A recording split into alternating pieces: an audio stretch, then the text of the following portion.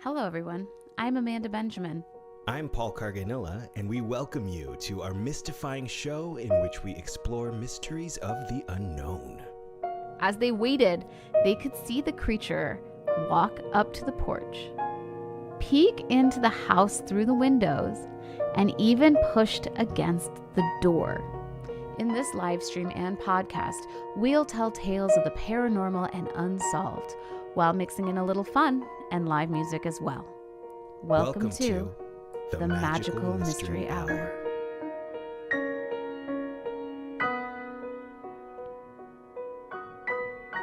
Join us tonight as we bring you stories that are stranger than fiction. Hi, everybody. Amanda Benjamin. And that beautiful intro. Oh, I love that intro. And I'm not Amanda. My name is Paul. Let me fix you. Oh, there you go. And it's been a minute. How is everybody? Know. How are all of our mystery hunters and phantom seekers out there? Yes. Let us know if you're in the live chat right now. Yeah, it's been a minute since we've been on the air. We've both been pretty busy.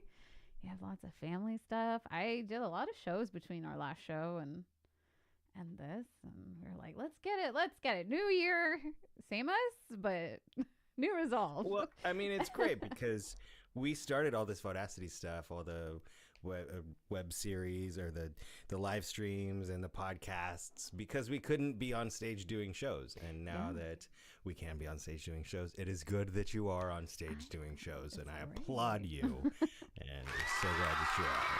Thank you. Yeah. How's it feel? Good. It's exciting. It's been fun. It was a little bit scary the first couple of times. It's like, can I still do this? I got used to reading my lyrics on the screen in front of me. Right, you got to memorize music and blocking. You can't just sit in front of a computer and read words off a screen. I was like, are you sure we can't have a monitor in front of us? That's right. Well, it'd be great. Life is exciting, and it's sometimes mysterious, and is sometimes stranger than fiction. Really, and this is the first time here on Magical Mystery Hour that we didn't necessarily include mysteries as a requisite of the stories we wanted to tell. And so I don't know what story Amanda is telling. If there may be a mystery involved or not. Mine is just like a story that blew my mind the first time I heard it. Right. And I wanted to tell it here on the show because it is kind of stranger than fiction. And as ChatGPT told me earlier today, this story is very fitting for our podcast because it kind of toes the line between what your eyes are seeing and your brain knows to be true and what is actually happening in front of you. Ooh. So maybe there's that aspect of my tale, but I'm so excited to hear this. And as I am excited to hear yours as well. And as is our custom, I have no idea what your story is, but we're supposed to pick music or songs to perform that'll fit the theme. Mm-hmm. And we didn't even have a solid theme, so right. Tough to pick songs. Stranger than fiction. What's it gonna be? Mm-hmm. As we like to trade off stories, songs, and mix a variety of entertainment into these episodes of the Magical Mystery Hour podcast. I think I'll start with a song and then we'll go into your story. How does that sound? That sounds great. It's just been a minute since we sat down and did this, so I'm speaking the roadmap out of my face so I can... So we know what we're doing. I know. So my brain can process it. Before we got into our... Because we get on Zoom ahead of time. Not ahead of time, but like right before we start. And I was like, hey, I have this. Oh, I forgot. Okay. And then I was like, nope. Oh, we still need... Hang on. But I did remember to change the stream key and, put that stuff in. So I felt impressed with myself. We're nailing it. We are. All right. Well, I will let you get to your stuff.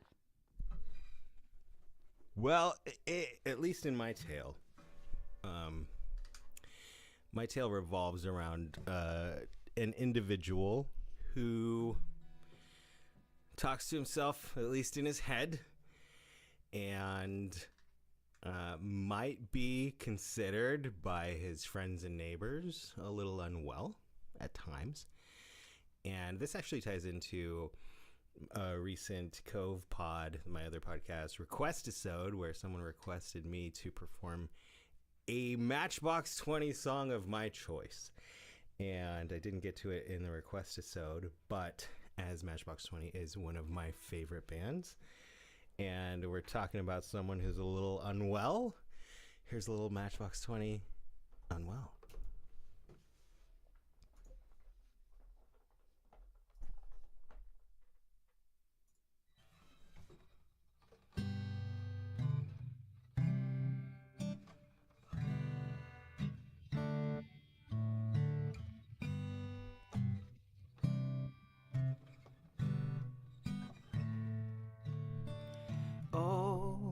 Day, staring at the ceiling, making friends with shadows on my wall. All night I'm hearing voices telling me that I should get some sleep, 'cause tomorrow might be good for something. Hold on, I'm feeling like I'm ready for a breakdown, and I don't know why, but I'm not crazy, I'm just a little unwell. I know right now you can't tell, but stay a while and maybe then you'll see a different side of me. I'm not crazy, I'm just a little impaired. I know right now you don't care, but soon enough you're gonna think of me and how I used to be me. Talking to myself in public, dodging glances on the train. And I know they've all been talking about me, and I can hear them whisper, and it makes me think there must be something wrong with me. Out of all the hours thinking, somehow I've lost my mind. But I'm not crazy, I'm just a little unwell. I know right now you can't tell, but stay a while and maybe then you'll see a different side of me. I'm not crazy, I'm just a little impaired. I know right now you don't care, but soon enough you're gonna think of me and how I used to be. I've been talking in my sleep. Pretty soon they'll come to get me. Yeah, they're taking me away, away. But I'm not crazy, I'm just a little unwell. I know, right now you can't tell. Stay a while and maybe then you'll see a different side of me. I'm not crazy, I'm just a little impaired. I know right now you don't care, but soon enough you're gonna think of me.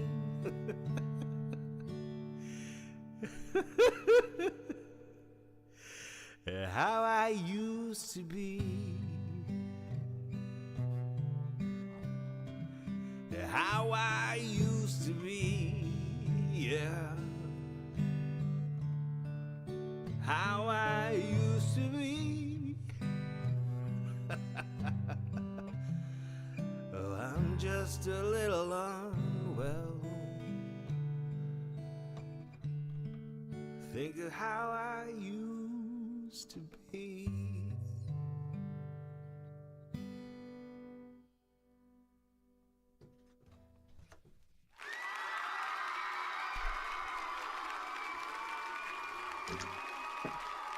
Yay, that was awesome. Thanks. fun. I love Performance and Matchbox 20. Love the band. So good. And thank you, Kelsey Blaine Gibson, for that request. Yes.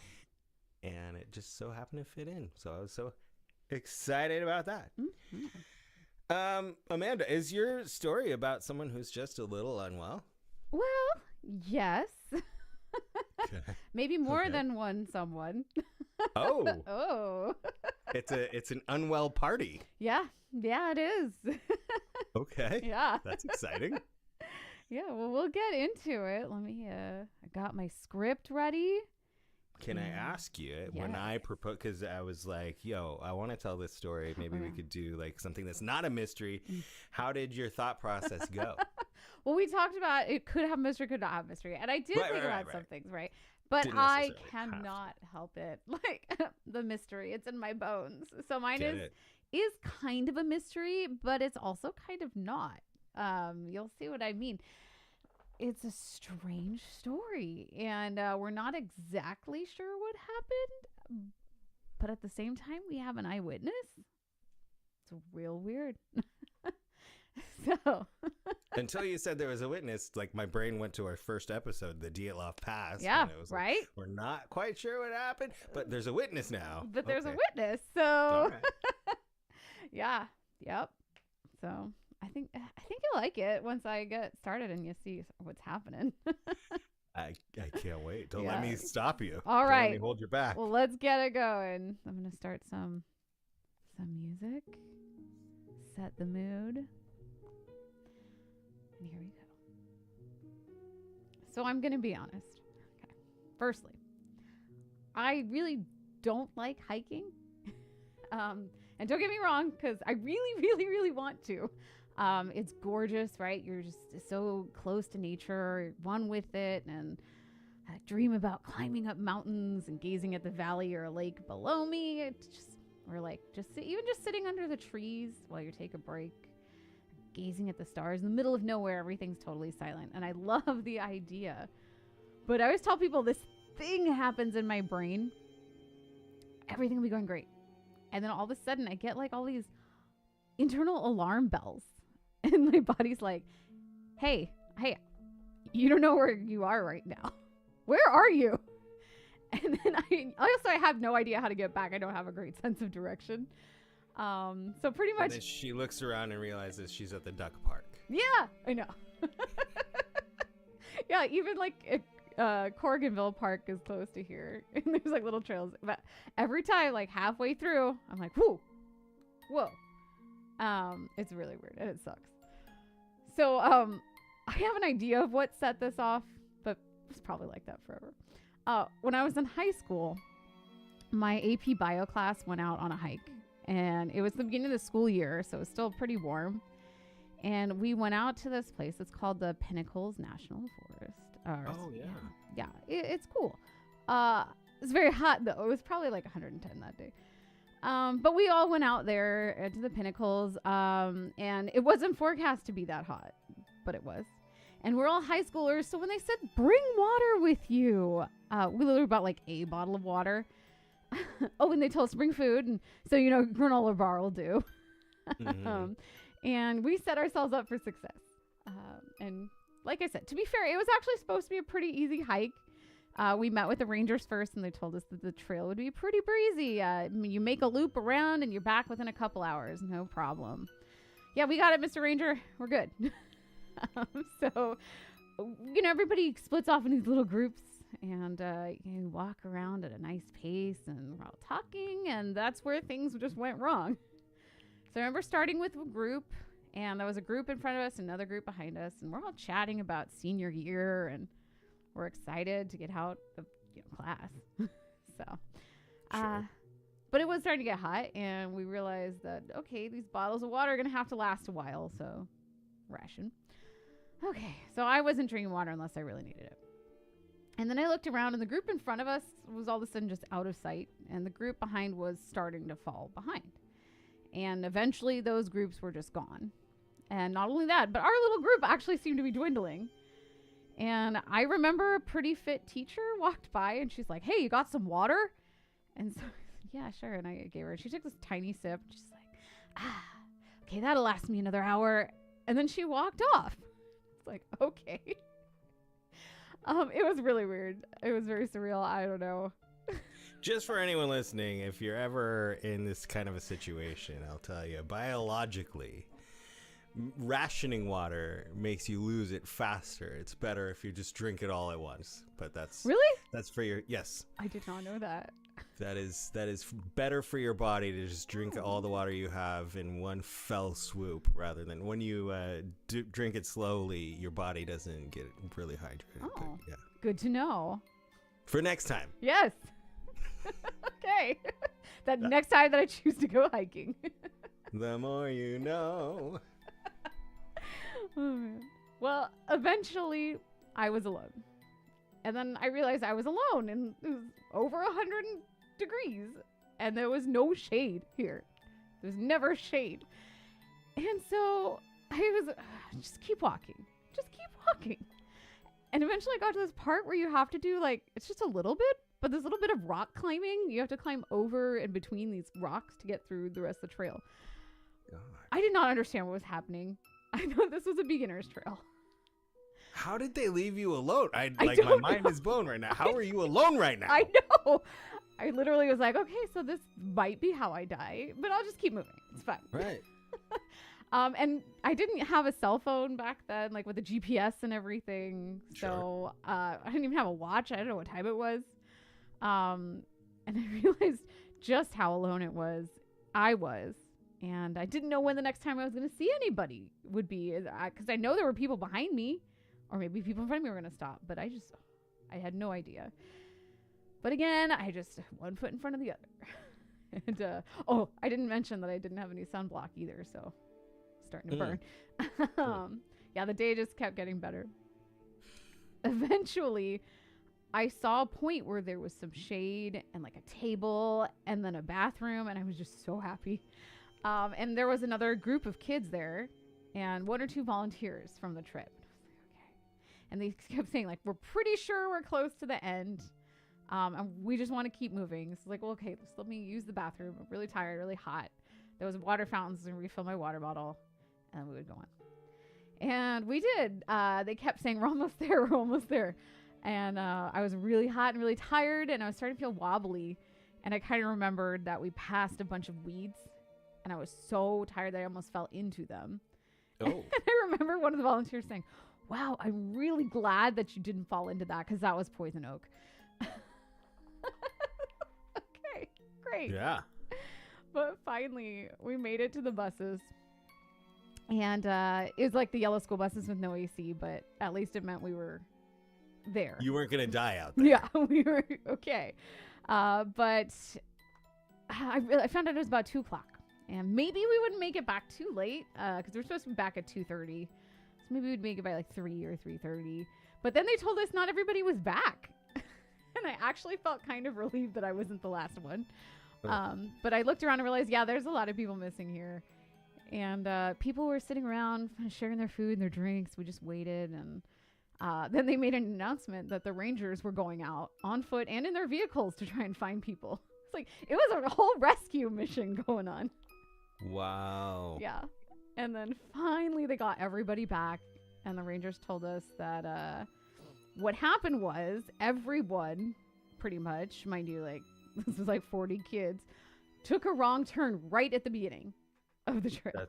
That's what I was thinking. Yeah. You guys went the wrong way. Right at the beginning of the trail. And after that, there were just different turns, and people went different ways. Oh, man. Yeah, so we were just... No wonder you don't like hiking. No, so we were just... Terrible experience. Scattered everywhere. Yeah. But thankfully, nobody was seriously injured. Everybody was fine. And yes, I'm sure we were all pretty traumatized at that point. But like me and my friends, we were tough marching band kids. So we laughed it off and showed each other our sunburns. We were like, hey, look at this. But all of that kind of makes me realize, like, one choice can be the difference between like a nice leisurely hike and a disaster. Mm-hmm. One little moment changes everything. And so that'll bring me to my story for tonight. And so let's start with a little picture. we're going back several decades, and we're traveling to the mountains of Siberia in Russia. It's August, but in Siberia, there's still snow all over the mountains. And of course, elevation makes it pretty cold. There is a group of hikers going on a trip under the leadership of a very experienced teacher who has what amounts to a doctorate in hiking. Now, at this point, I can see it on your face, Paul. You're saying to yourself, wait just a dang minute. This sounds pretty familiar. Yeah. I think you're thinking about our first episode. Yeah. Which is pretty great, by the way. If you haven't checked it out, go check it out. I love that one. Yes. Dyatlov Pass. Yes. I was thinking you're like, I was just turning up my volume to tell you, Amanda, you've told this story before. Right? Like, yeah. It's been a while, but no, I love that one. I know I told you that one. Because this is not the story of the Dyatlov Pass incident. This is the story of the Kamar-Daban incident. Honestly, if I had a nickel for every time a group of very experienced hikers died under mysterious circumstances in the Siberian Russian mountains that we still can't explain today, well, we'd have 2 nickels, but it's still pretty weird that it happened twice. Yeah. So. How close were these incidents? This wasn't until 1993. No, I mean like geographically. Oh, that's actually a good question. I didn't map that out. That's. Maybe there's like some mountain trail Bermuda Triangle. Yes. Out there. Ooh, new theories. Maybe David can try and figure that out while we tell the story. But yeah. So we're going to see what happened here.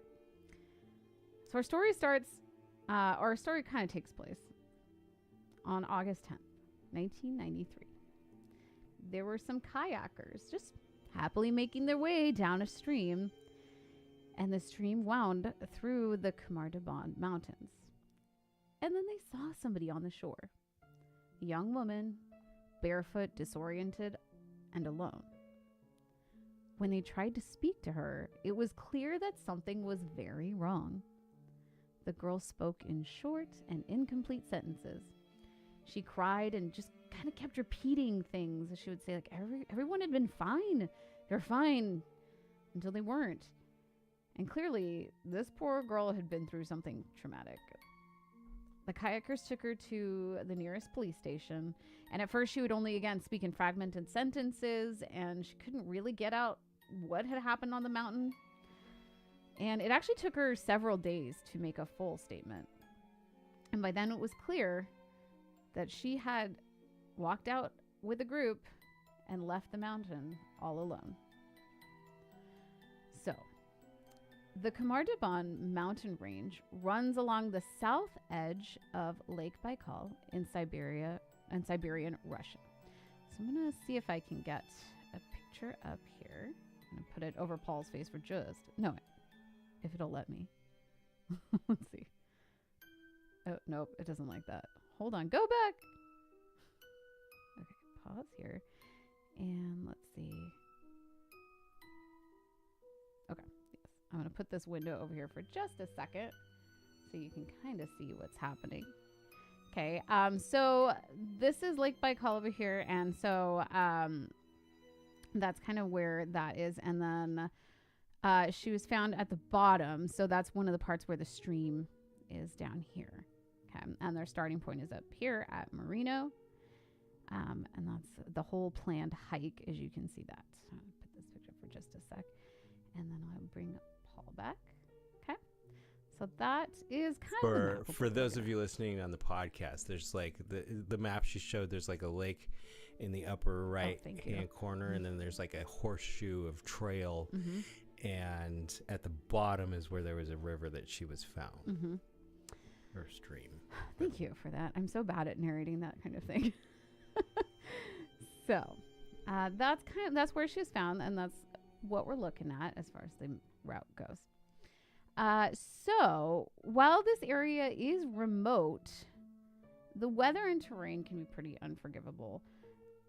But it's not an unknown location either. It's not somewhere, that nobody knows about. There's definitely well done maps. Everything was good. There are even outposts kind of all around these trails with food and shelter, places to make fires. The The equivalent of your rest stop with the restroom. Yeah, exactly. Picnic tables, but yeah, a little more extreme. Yeah, it's definitely an extreme place, but yeah, there's places to go there. So we have, let me get this. Our first person, let's see if it's not going to change up on me again. Let me put this picture up too. This is kind of our first person of interest. And let me get, okay, so this is our teacher, Ludmila Korovina. Just want to kind of have you see this. She was, like I said, very, very experienced. She, like I said, she has what's equivalent to a doctorate in hiking. She's an incredible forager. She's a teacher, and she's the one who's going to lead our expedition. Okay. And what we have, again, she was highly, highly respected in her field. And again, she's not known just for her technical skills, but again, she was a survivalist. She was incredible in extreme conditions. She was a forager, and she was very selective about her students. In fact, teachers would petition her to accept her students in training program. She's kind of one of those tough love teachers, right? Push yourself and you'll get better. You really couldn't ask for a better leader than her, which is why it makes everything that happens just so difficult. Yeah. In fact, she was Survivor Man before Survivor Man was Survivor. She was Bear Grylls when Bear was just a cub. Yes, she before he was even a cub. I want to know how you get a doctorate in hiking, because people make fun of me when I talk about theater school and how I had a class on breathing. No, that's important. But to a normal person, they're like, you had a class at the university on breathing? Yes, it's part of my craft.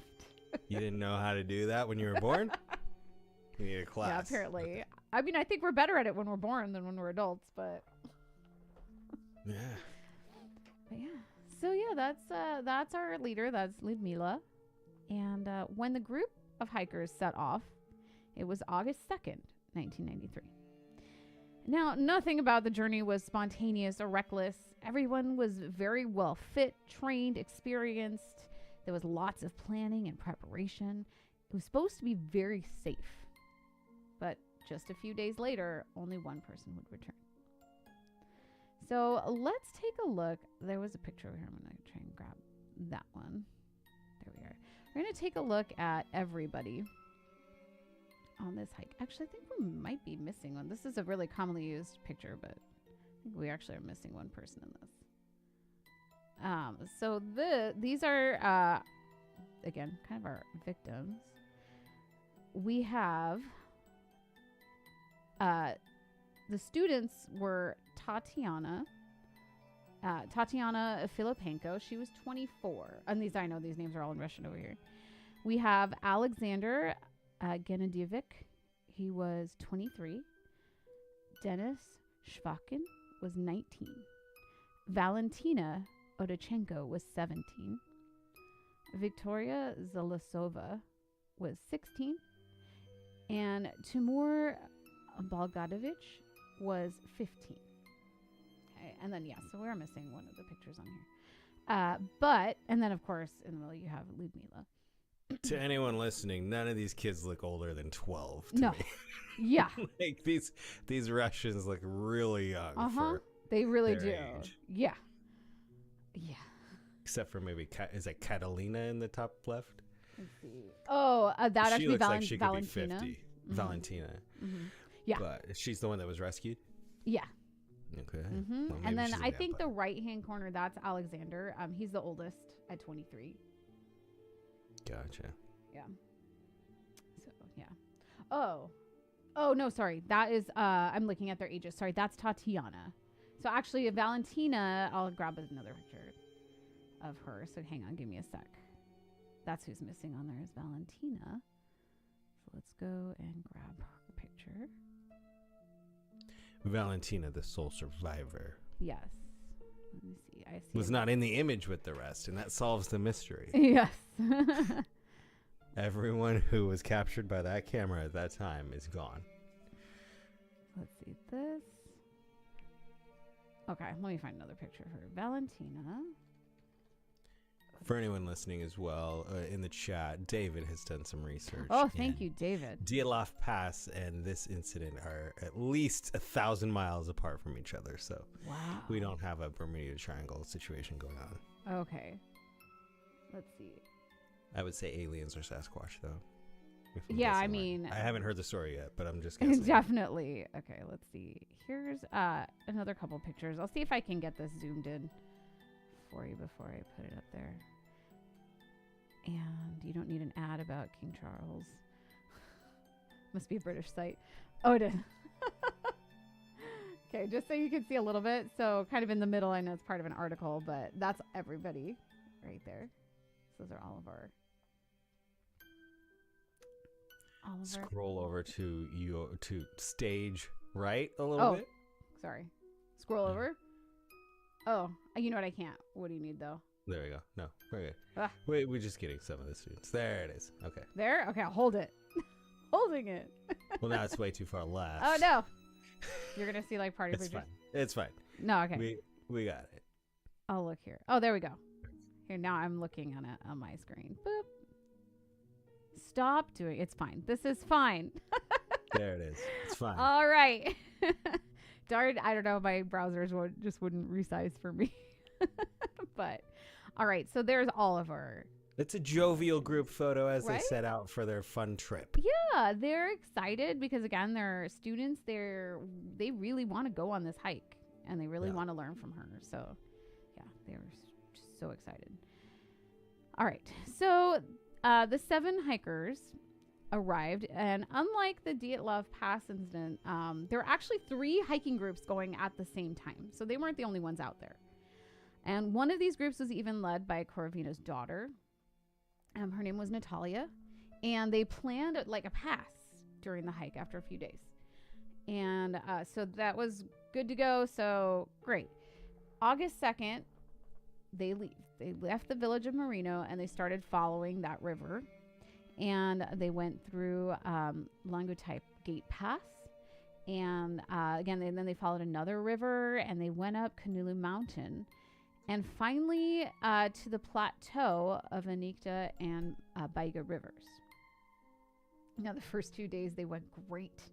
They were making even better time than they had worked out. And they went up to Retranslator Peak. And then they started to make their descent. Okay. All of a sudden, there was this huge, unexpected rainstorm that wasn't in the forecast. And they had to figure out what to do. This is the first kind of odd call by Korovina. She decided to make camp just in an exposed location. Okay, there was a tree line pretty close, but she decided to just stop in the middle, and they tried to build a fire. It didn't work, so they just set up their tents, and they were wet, but they went to sleep. But then everything was okay. It was windy, it was cold, again, there's snow, and it's a high elevation. But everything turned out okay. They woke up. They made a fire the next day. They warmed up. They ate breakfast together.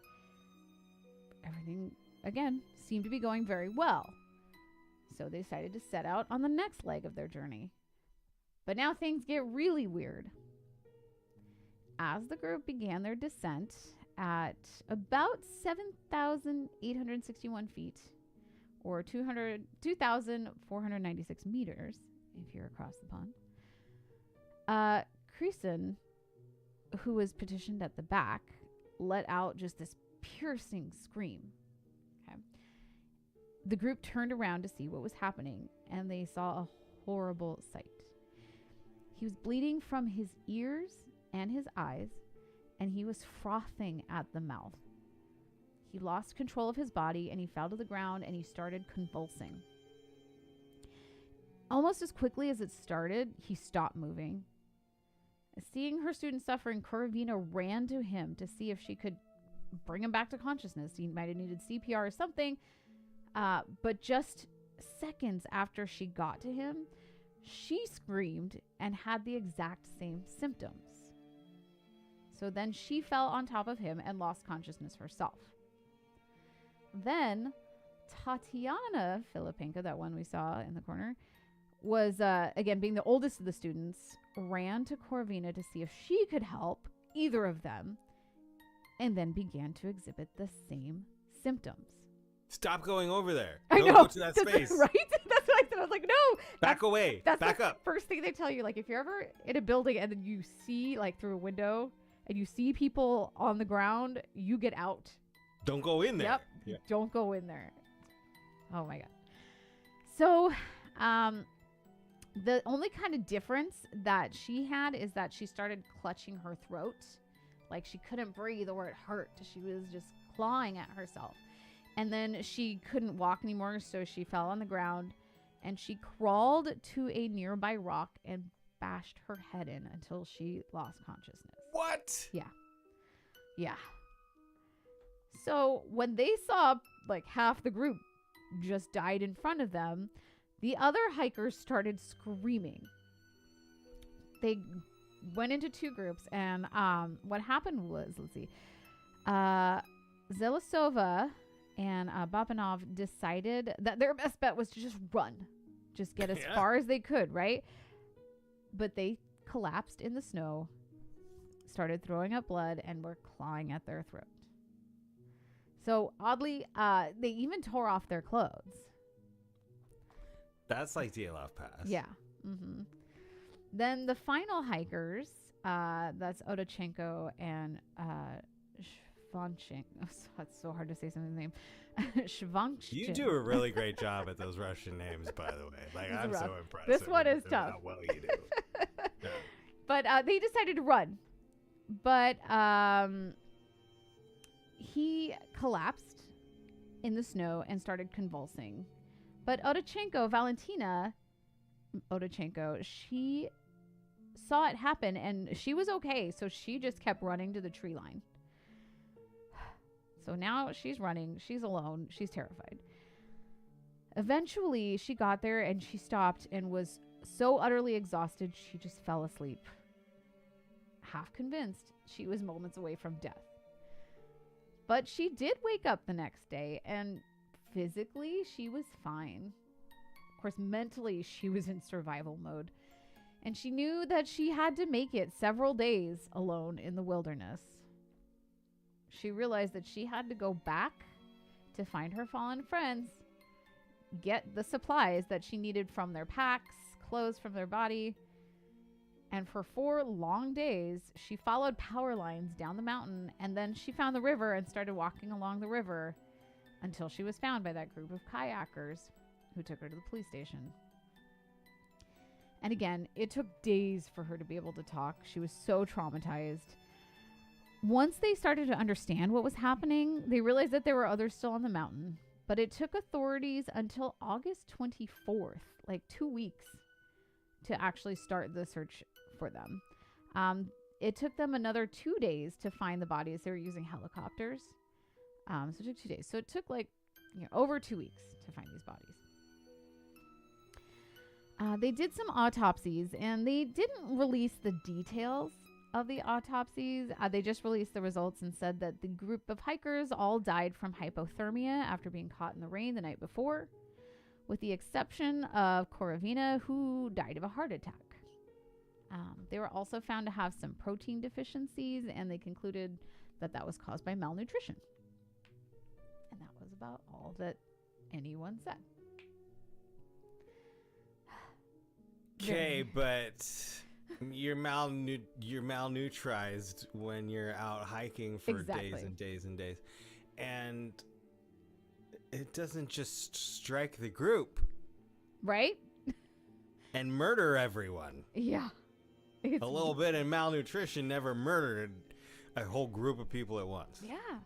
I know. And that's why the mystery got even weirder when they released the results, because okay, hypothermia does cause you to do a lot of weird things, right? Like you start getting foggy and everything. But I personally, correct me if I'm wrong, anybody, but I have not heard of hypothermia causing bleeding from your ears or your mouth or your eyes. Frothing of the mouth, convulsing. Not heard of that. And I've also not heard of people clawing at their own throats, because it's not causing you not to breathe until the very end. Right. It does cause paradoxical undressing, like we talked about, but there's still some things that are problems in my mind. One is that everybody actually had in their packs cold weather outfits and sleeping bags. So if they had been freezing, they probably would have taken those out, right? To the point of hypothermia, you'd put on a coat. Yeah. Okay. So there's problem number one. Problem number two, they did manage to make a fire, had breakfast around the fire, warmed up that day. So if they were cold, freezing from the night before, they would have been heated up by the time that all of this happened to them. I don't know. Seems kind of weird. And like I said, there's also paradoxical undressing, which does happen between 20 and 50% of the time in hypothermia cases.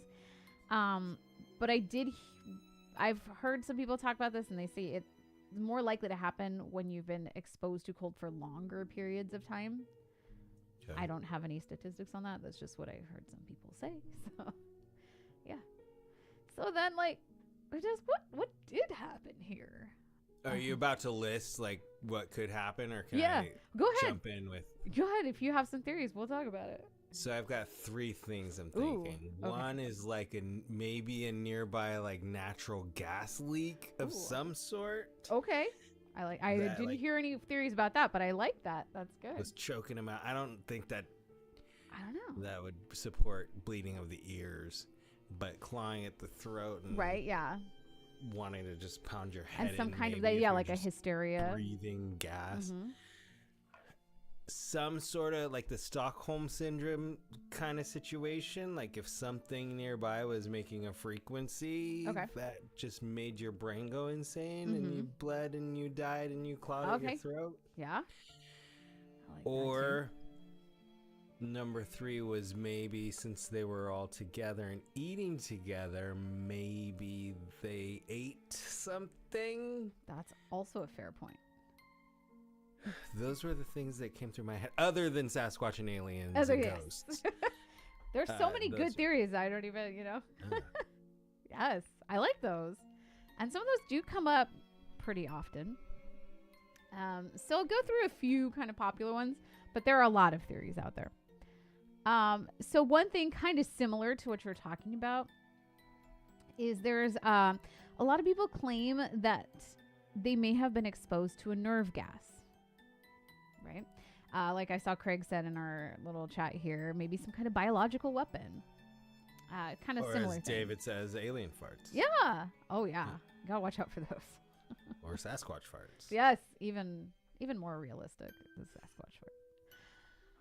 So the nerve gas theory basically claims that there were military-grade nerve agents being tested. Again, we're in 1993 Russia. Russia's going through it right now. They've been going through it, but now it's, in the collapse era, and there's a lot of secrecy going on, lots of things. So it could have been some kind of undisclosed test, a leaking storage site, like you said, a gas leak of some kind. A lot of people think there was some kind of airborne release test, right? Because maybe they didn't know there were going to be people there within a certain number of days. Lots of things could happen. And that supports the really sudden onset of symptoms and kind of how it started in the back of the group and kind of went down the group, right, as it's descending down the mountain. So that kind of makes sense. And the symptoms that she reported do line up with nerve agents like vomiting, disorientation, right, the respiratory distress, loss of coordination, collapsing, all of that is kind of similar. However, and then there were some gases that Russia was testing at the time, like Novichok, which has, again, very similar symptoms. And one thing they did kind of find in the autopsies, they did say, was some bruising in the lungs. And that can happen with nerve agents as well. However, kind of things that we know that do happen with nerve agents are like pinpoint pupils, excessive salivation, which could look like seizures, muscles, twitching and spasms, seizures, respiratory paralysis. They usually happen really fast, are very severe, and without some kind of antidote, it's fatal. Okay. And then anybody who's exposed would exhibit the same symptoms. Okay? So it kind of fits, right? Like they're very similar presentations, but you would think, now it's hard to say how long it would have persisted, right? Nobody else was out there for 2 weeks. So we don't know if any of the rescuers would have been affected by the nerve gas. However, there weren't any animals that were, affected in the nearby area. No other hikers. Again, they weren't that close, but no other hikers had been out there. And then why didn't Valentina fall when she was next to somebody who did?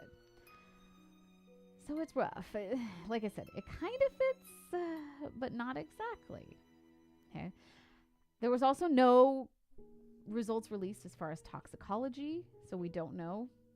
There were no chemical burns on them, right? There were no whistleblowers that came out.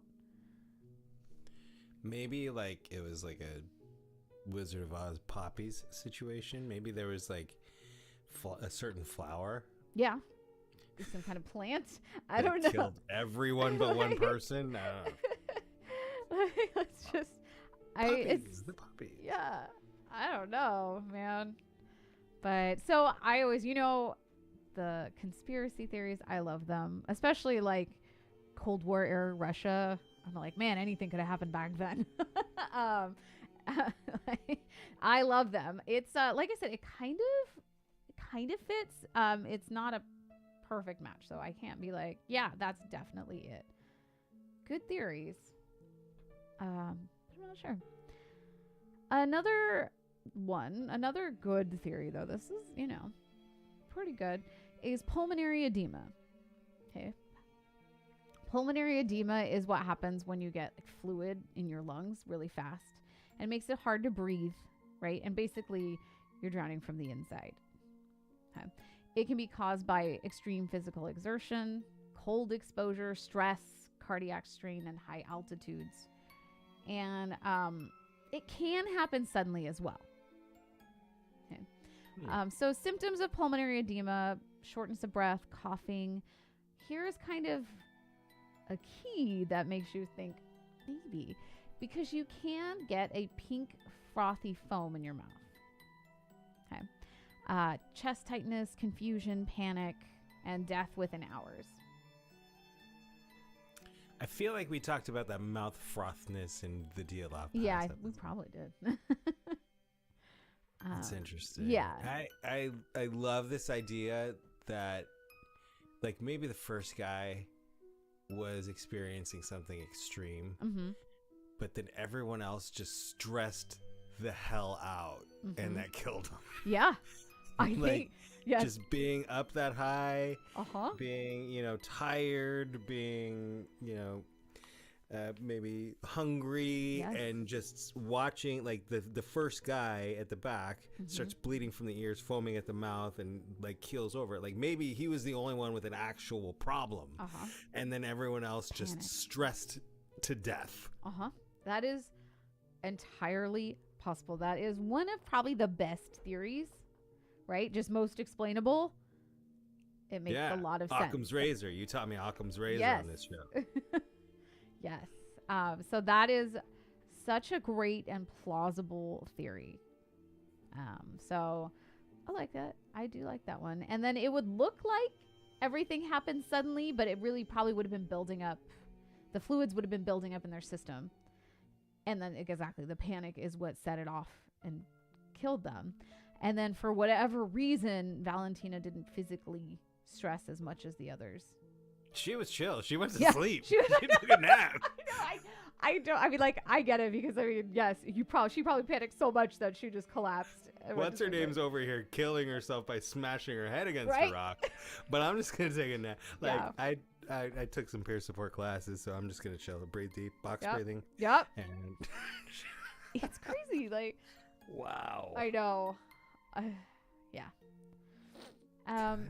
So the things that kind of make it fall short, again, we don't have autopsies, so we don't know, and we also have to rely on one survivor's memory. So yeah, it's a good theory, and I do like it. Or what if she just killed everybody? I know. I had been debating to myself whether or not to bring this up. Go down that rabbit No, hole. I know, because I feel bad. Like, man, she probably had everybody asking her, like at some point, or wondering if people were thinking that. Because it's like, yeah, the sole survivor, it's entirely possible. I don't know how plausible it is, but it is possible. And what would the motive be? Yeah, I mean. Yeah, we don't have a motive. There's nothing to show. Like, it could have been like a love triangle. Maybe you were going to with the altitude sickness and craziness, what is it? Cabin fever. Mm-hmm. Maybe things got extreme. If you know about plants, you could know how to poison somebody. And maybe it got into everybody's food. But hers. She found out that the 21-year-old guy was in cahoots with the teacher, but she was in love with him. Maybe. And she decided everyone must die.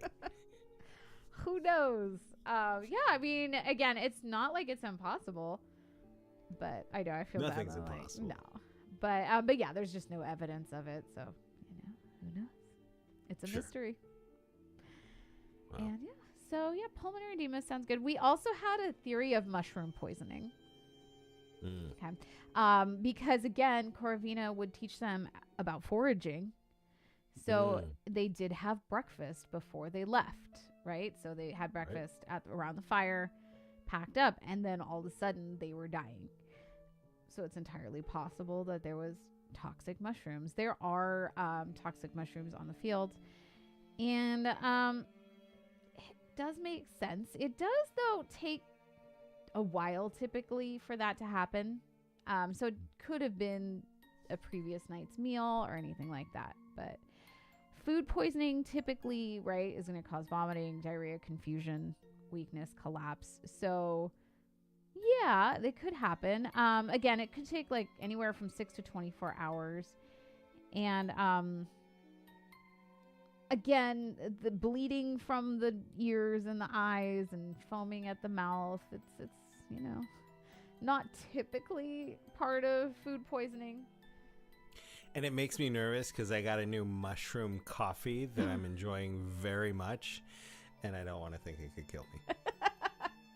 I mean, prepackaged stuff, that's, 99.99999% time. It has a lot of good reviews on Amazon. Is it that one I kept getting ads for a long time? I don't know. I think I went to look for that one, and it was way more expensive than this one. Oh, and okay. This one got a lot of great reviews. So. Oh, nice. Ooh, so it's an off-brand one. It's really good. Watch out. I know. I'm about to bleed from the ears. Hey, we'll call it mystery solved if that happens. Oh man. But Paul lost his life, but it was for a good cause. It was. We had to know. Solved a mystery from his podcast. Solving the mystery. Yeah. So if everybody had eaten the same, kind of bad mushroom or whatever it was, the symptoms would be pretty uniform. And however, again, Valentina lives and everybody else died. It's one of those things. Would she be the only one who's like, no, I don't like mushroom, when they're all, you just make a big breakfast for everybody? Possible. Yeah. Possible. She could be like, you know what? My grandmother died of eating a poisonous mushroom, and I just don't. Yeah.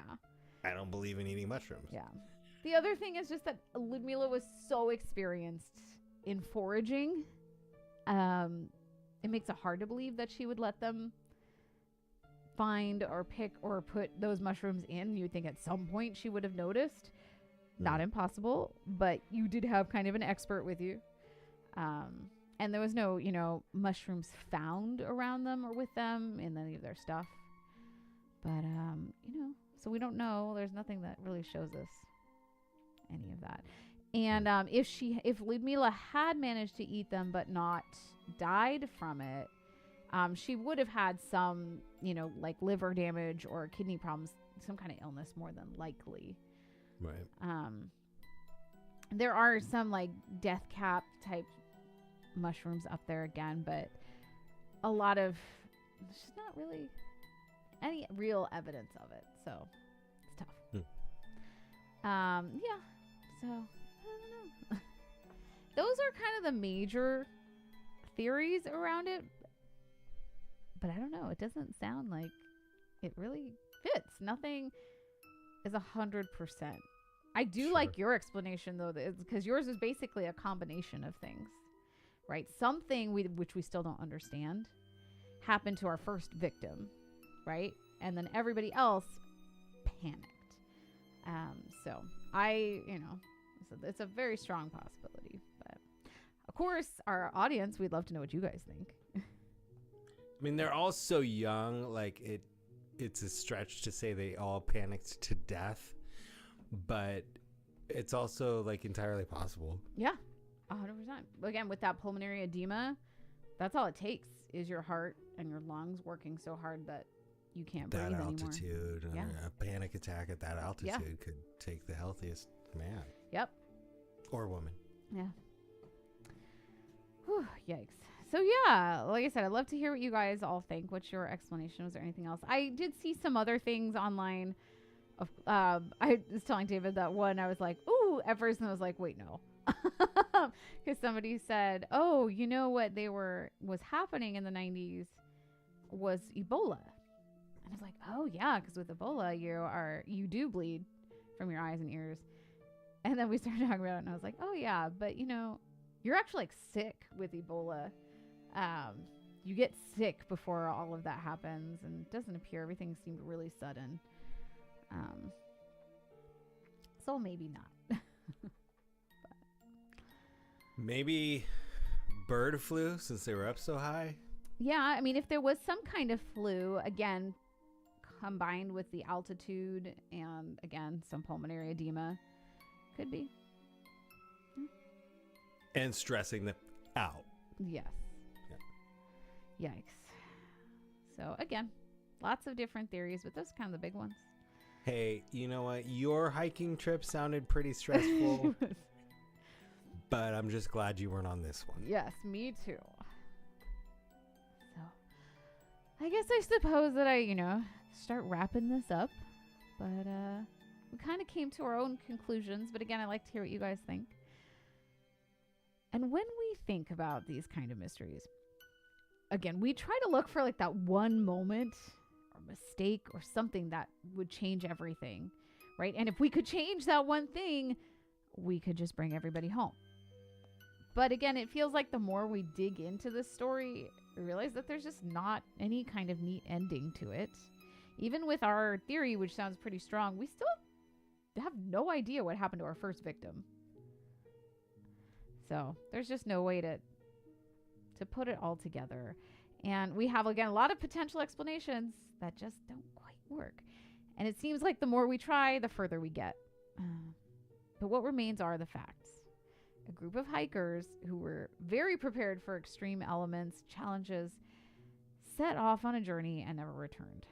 There was no avalanche, no explosions, just some stressors, cold, altitude, fear. It's possible that nothing unusual happened at all. And when I think about that, I think that's kind of the scariest explanation you can come up with.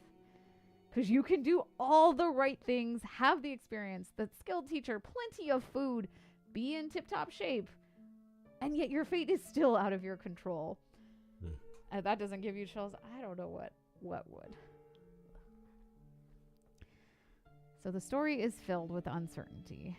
Why did Valentina survive? Was there some kind of government cover-up, nerve gas testing, food poisoning? I didn't even really mention, again, aliens, Yeti, nothing in this episode. But still, maybe aliens. Absolutely. Ghosts. Yeah. The ghost alien space ranger. Come on. Right. He came back. We do love to make a villain that we can point to when we're in chaos. And it's a very, very human thing to do. But I guess maybe that's not what we should focus on in the end of this story. We can focus on the fact that Valentina survived. And that matters.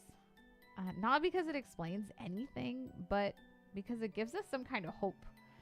When everything else is lost, there is some kind of glimmer of hope that we can make it through. There's still a chance against all the odds. So the Kamardabon Mountains greedily hold on to their secrets. They always have, and they always will.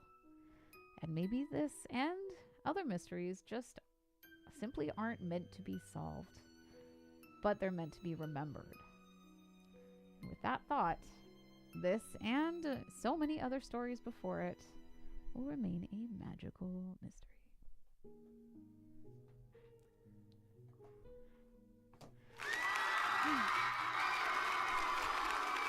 Amanda Benjamin, ladies and gentlemen.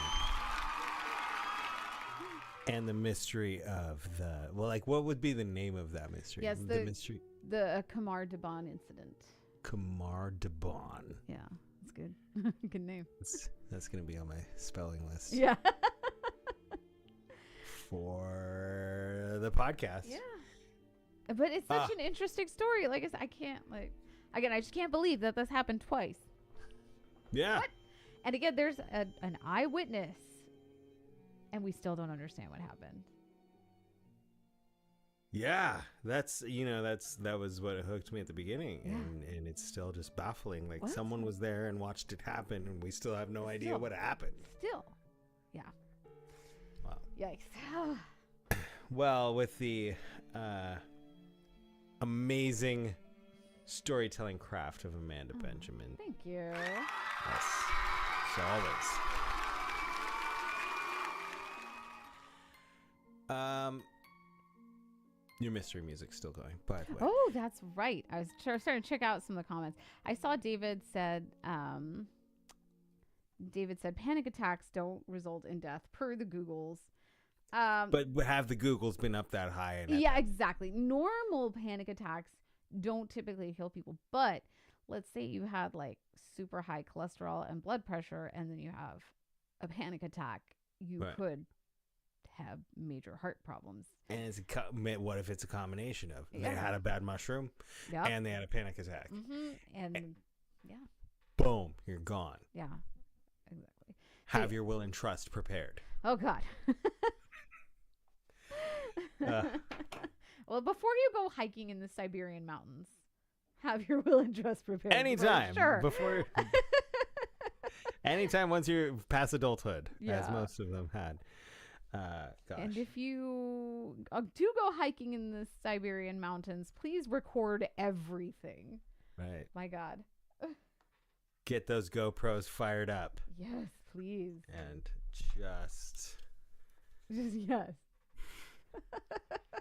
24/7. No excuses. No. Wild. Yeah. Wild. Well, thank you. That was a great ease back into some mysteries here on the Magical Mystery Hour. We're about to turn the corner and to visit Amanda's music and my story. But before that, we're going to take 5 and invite producer Craig Jackman in for a second. For 5. Right. Hey, everybody. Wow. What a great story. Oh, my gosh. Shirt. Yeah. Craig Jackman's shirt, ladies and gentlemen. Yes. All right, I'm going to step aside so the camera will actually show you. Craig Jackman. A little picture of Craig right now. Very tiny. All right. Hello, everybody. Thank you so much for joining us. Hang on, Craig. I forgot I had Paul pinned. Hang on. Let's see. Oh, okay. Okay. I didn't realize Paul had the tail that we were. I'm like Eeyore. Yeah, exactly. All right. Bother. That sounded pretty good too. All right. Well, as we take a break here on the Magical Mystery Hour, we want to thank you so much for taking time out of your busy schedule to join us. We got one more story to go, and it will be quite interesting, of course. Stranger than fiction. But before we continue, I do want to remind you of something that is taking place right now, and let me share it with you because I got to give it out to Paul. Paul recently wrote this amazing story called Somewhere a Second Time. And if you've had the chance to read it, oh my gosh, there's some great reviews. I just finished reading it this week, and I got to tell you, it's a great blend of heartfelt storytelling and mystery. unfolding with an almost unbelievable sense of believability. This is my review of it. And I honestly, you could not help but be drawn into this. It was that good. The minute I started getting into the meat of the story, I couldn't stop. I really couldn't stop. And so I had to finish it all in one sitting. It was incredible. Very simple for you to go ahead and also read this and also share a review is if you go to somewherestory.com. Okay. And you can download the story there. Take a look, take a listen, take a read. Oh my God. Paul has just done an incredible job at writing this romantic mystery that just, and it like it says here, bends the fabric of time with the flip of a script.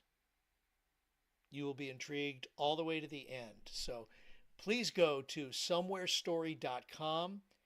Read this incredible script of Somewhere a Second Time by Paul Carganilla. And it's free. And it's free, and you will not be disappointed. Oh, thank you. Paul, it was an incredible story. I give it up to you. I even said it to you. I could see this as a movie. It is so well done. Wow. I would absolutely love, and I dream of one, like if that was ever a thing that could happen. But I know I'm like tiny on everybody's screen, so if you don't even have to see me, but I'm up here.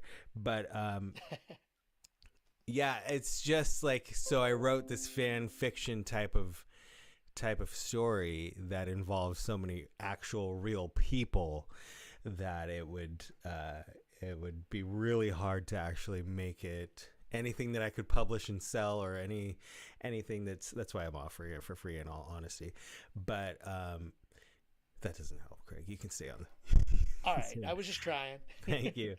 But it's just so much fun. It's like we take the Natalie Wood murder and we bring her into today's world, and we go, all around Hollywood, and we revisit Chris Walken and Robert Wagner and Natalie's kids, and it was a lot of fun. The key players in this whole event, because you did take from that actual event. I did. Yeah, it's very historically accurate. I take some liberties, some creative license where things have been accused but not proven, and it's just a fun adventure, and I loved writing it because it was just fun. It was a fun adventure based on real events that may or may not have happened, and we get to bring in some people, some characters that I love in the story are people that I've met in real life. Like you got your Woody Harrelsons in there, and you've got your Aubrey Plazas in there, and hopefully someday when I hope to put this together and have some sort of live stream coming up in the next few months or so, but I'm hoping we get some of these people to actually play themselves in the live stream. That would be a lot of fun. But yeah, thank you for reading it, and thank you for your amazing review, and I'm excited to see what happens with it. It's gotten like 40 or 50 downloads, I think, and some people that I don't know are starting to download it, which is great. Like, so when you download it, you have to put in your email, just because I want to know like who's downloading it. I think if I think I deserve that at least for putting it out there for free. But yeah, so now I'm starting to see people's emails and I don't recognize. So that's cool. And I'm trying to find new ways to reach new people, but I'm like flooding like Facebook groups of writers and like Facebook Natalie Wood fan Facebook groups, and just trying to reach new eyeballs and ear holes. Well, this definitely grabs both, and you get such anticipation and I'd almost even say it in the way of anticipation, Right. because you don't know where this whole thing is going to go as you take this ride and this journey with Andrew and Natalie. And it's well done, well written, well thought out. And again, ladies and gentlemen, if you're watching, if you have not read it, read it. You're so sweet. Thank you, Craig. And thank you for providing us cover for a little break here at the midpoint. Ladies and gentlemen, producer Craig Jackman. Love you, buddy. Love you too, man. Oh, now it's time for Amanda's favorite part of the show, because she gets to perform her musical performance and then sit back and enjoy popcorn. That's true. Yeah, once I get done, I could have popcorn, but it's okay. Popcorn's too crunchy, or else I totally would. But no, but I just mean, you always say, like, it's your favorite part. It really is. You've done all your heavy lifting, and now you just get to show. Especially on nights like tonight, when I'm like, you know what, I'm just gonna use a track for my song. I don't, because a lot of times if I play, then I'm like stressed until my song is finished. But you know. So yeah, but I do. This is my favorite part of the show. So based on the theme of Stranger Than Fiction, where did your brain go? Oh, well, okay. I did cheat a little bit in that I kind of was thinking about my story a little bit more than yours. I did the same thing. Because you didn't know what my story was. Exactly. And there was no theme. It was very difficult. Right. So I gravitated towards, something that involved a mountain. And I decided it was the perfect song. Once I thought about it, that would be Landslide, Fleetwood Mac. Love it. Ladies and gentlemen, Amanda Benjamin.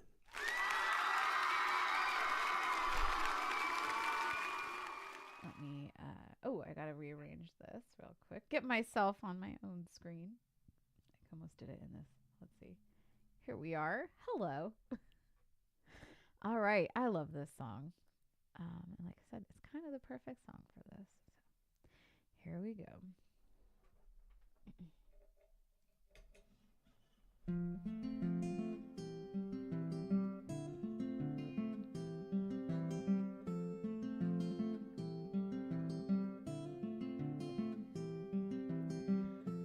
Took my love and I took it down.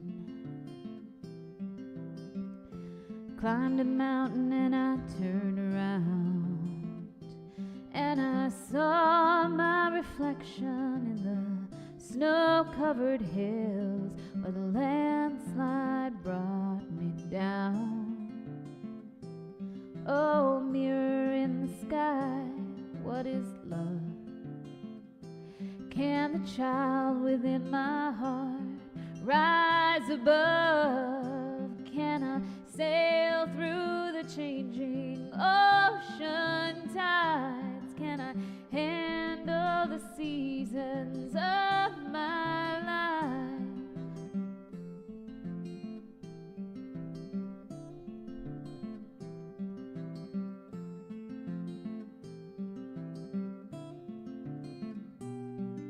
I've been afraid of changing, 'cause I build my life around you, but time makes you bolder. Children get older, and I'm getting older too.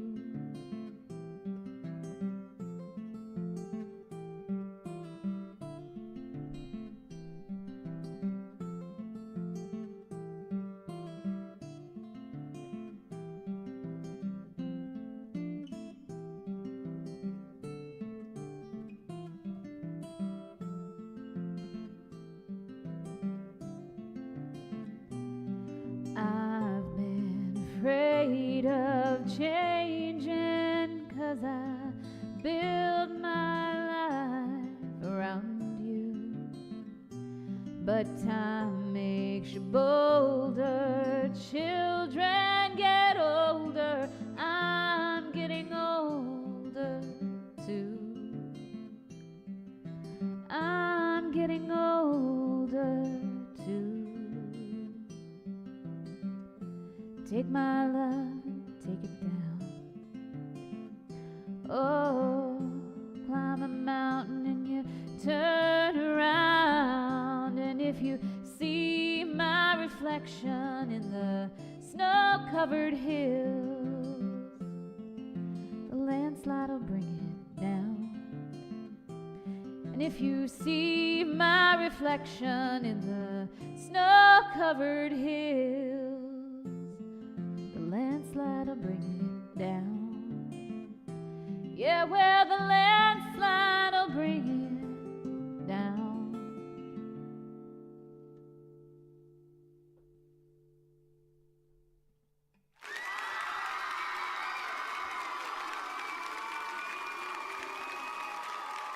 I love that song. So good. Always think of you and the Pierces when I hear that song. Yeah, but we did it with you at your birthday, and it was even more amazing. Yeah, it was fun. But I love that chill version. You know, I've said it a million times on the programs, but I love like when you do the Nora Jonesy, the chill versions of stuff. I think it's like, I don't know. That's your wheelhouse in my opinion. Love it. Yeah, it's so good. That was, just in case anybody, watching is like, whoa, what was that track? That was, let me make sure I got his handle right. I think it's Bespoke. Oh my God. Okay. Open this one. What was it? No. Why did it go away? It's called like Bespoke Acoustic Guitar or something like that. So one of the great things about YouTube is there's artists out there that'll create good versions for you to sing your covers along to. Yeah. And especially when it's duets, like that's a huge thing for the kids, I think, at least for my kids. Like, if you want to duet, like you can find one where somebody's singing the other side. Oh my God, it's the best. There's this one guy who does that. I'm so bad right now. I can't remember anybody's channel, but Craig says I didn't put the 2-shot up. Sorry. Hey, Paul. I noticed that too, but I thought it was better without my face on it. So not at all. Like, it's funny because I was looking at the screen, seeing my shot, but you're also on my other screen, so it looked like a 2-shot for me. I don't know how this is my Happy New Year, everybody. Yeah. This is my New Year resolution. I think I've said this for the past 3 years, but OBS, I'm going to conquer OBS this year. Once you set it up, it's like, okay, plug and play. You're so good. It's just the setting up that's frustrating. I think you have to have the right kind of brain. Yeah. Well, thankfully, I had help setting it up, and then I've learned things along the way, but yeah. You're also very smart, so you have me beat there. I try. All right, well, let's get into Paul, your story. When I found out you were doing Landslide, I was like, that's perfect, because in a roundabout way, my story is about a bulldozer. Whoa. It's like I got the psychic vibes. You and Ethereal Jackie. Yeah, I actually had another song in mind, and I was like, I could learn that and do it. And then I don't know, just today I was like, nope, I'm doing Landslide. Wow. Like I said, I must have gotten it. Was the other song about like moving Earth or anything bulldozer related? Don't tread on me. It was not. It was just about mystery. It was about mystery. That's it. Side note, did you remember when we had Ethereal Jackie on? Yes. And we said you should host a podcast? Yeah. And now she's hosting a podcast. Yeah. She's so great. I haven't I've seen the clips. I haven't listened to a whole one. But I've seen some clips on Instagram, and it looks really cool. Maybe we should get on that show. I mean, we're kind of psychics because we said you should do this, and she did. Happened. I know. Right? Or we just inspire people. Maybe. But I don't know. I think I'm psychic with Landslide, so proof positive. This could be. But my story today kind of follows the theme of something we talk about a lot on the Audacity Network, and that is put your mind to something, tell yourself you're going to do it, and you can do it. All right. Yes, that's what we're built on. Especially if you've got passion behind it and you're laser focused. Yes. That's what our story is about today. My story is about a gentleman by the name of Marvin Heemeyer. Ooh. Remember his name. Okay. Here we go. Marvin was born in South Dakota in 1951 to a working class blue collar family, and his dad, I forget what his profession was, but his dad worked with his hands and taught Marvin from a young age, you know, be a hard worker and learn skills that can help through life. And he grew up in that kind of environment, and that's what he did. And he became a very skilled worker. When he joined the U.S. Air Force at the age of 19 in 1970, he was stationed in Nevada. Like, I don't know how the Air Force usually works, but like, he never like left the country. Okay. So like throughout his entire Air Force tenure, he was around like Nevada, Colorado training, and he became, I guess when you join the Air Force, you get a certain job, you get assigned work in certain areas. And since he was so good with his hands and he was a hard worker, he became a welder / metals technician for the Air Force. So he would work on planes, engine parts. He would fix machinery around the Air Force Base. And his whole time of service, he never had any issues, no disciplinary action. He was a really good dude to work with. But again, like, he never, while he may have had like firearms training and stuff like that, like, he never was close to combat. He was always here in the States around Nevada or Colorado. And that's not me poo-pooing his lack of combat experience. I'm just trying to set the stage as far as like, he wasn't a fighter. Yeah. You said he was Army? Air Force. Air Force. Okay. Yeah. Yeah, he did a lot of work on Air Force machinery and planes and stuff. And he fulfilled his term with the Air Force and had a good amount of money from his years working in military service. And so when his service time ended, he kind of liked the area where he was living. He actually ended up in Wyoming after his he left the Air Force, and he opened a muffler shop, which was like perfect. He loved it, and he was really good at it. But for some reason, like, this town, it was called Cody, like the name Cody, Cody, Wyoming. And he was like new, he was like fresh blood, opened up a shop, and he loved the small town feel of this shop. But it seems like, or this city, but it seemed like right off the bat, like, the locals were kind of against him being there. And like almost immediately he started having trouble with code enforcement, and the city was like having problems with this permit and that permit. And he was like, you know, coming from like a military background, he didn't really understand permits, and but he felt like he was unwelcomed from the minute he got there. And he felt like, most importantly, and this will become the theme of his life, he felt like city management was against him. And he filed complaints with the city manager, and nothing went his way. It was always denied or reversed or whatever. And so he was like, you know what? Okay, fine. I'm going to go find somewhere else I love. He was an avid snowmobiler, Oh, okay. which is very niche, right? Yeah. Yeah. Like you would think I would say skier or snowboarder. Especially, But what no, year was it at this point? Okay, so now we're up to, early 1990s. Okay.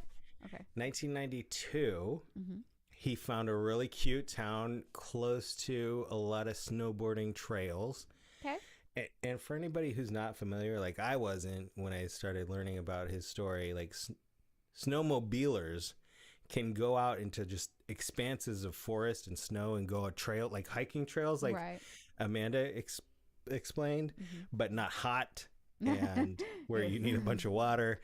It's cold and there's lots of snow, and you can basically ride a snowmobile like a motorcycle off-roading through the wilderness. And you can pack there. your stuff in that snowmobile. That's true. You have food and water and a gas. Extra clothes. He found this great snowmobiling terrain close to a small town in Colorado called Granby, Okay. Colorado. And he decided he was going to purchase. He found a beautiful home on a hillside that he purchased there in Granby. And he loved it there. He got a job at the local muffler shop. And it became very apparent to him right away that he was much more skilled than the owner of the shop. Mm-hmm. So, like any entrepreneur would, he thought, Maybe I should buy this place. or Open my own shop. that's right. Okay. So he I mean, thought, I would have just bought it. You already have the name. You already know. I've done it. But okay, but he's the owner's already established, and the owner is well known in town. Oh, well, this sounds difficult then, because now you're opening competitive, thing. I don't know. I see. That's why I would have tried to like be a partner or buy out instead of compete. But that's just me. Well, if he went that route, things might have been a lot different along his journey. So he was really into or just plugged into the community paper and stuff, and he found there was going to be land auctions coming up, and one particular parcel of land happened to have a structure on it. It was like a 2-acre parcel that had a structure that would be perfect for his muffler shop. It was just outside of town and just outside from where normal shopping happens, that he's like nobody's like, it's basically in town, like nobody's gonna be like, I gotta drive so far to be there or to take my car there. It was close enough without being in town, so it was on the outskirts. And he's like, this is perfect. I'm gonna go to the auction and see what happens. And I've still got some good money from my military time. And so he sits down at the auction, and this property comes up. And in the front row of the auction, there is a gentleman that we will know to be, he had never met him, but we're going to find out his name is Cody. Oh, Just like the name of his first town that spurned him. that's weird. Cody Dosheff is his name. And he's there with his investment buddy. Oh. Cody runs a concrete making company. And he wants that parcel of land. Oh. So Cody makes a bid first. Marvin makes his bid. He's like, Marvin's got his number, and he can see every time he bids, Cody's like talking to his buddy who's there with him, like, can we go higher? Can we go higher? And so finally they bow out, and Marvin purchases this property that he wanted for $45,000. Okay. Well, what would that be in today's money? From 1992 money to today? Yeah. I'm not quite sure. We'll Calculator. we'll set David or Yeah. Craig on that. We'll see who comes in first. Craig has a slight advantage, though, because he's not on the time delay. Here is where things start. Here is the seed where things start to turn.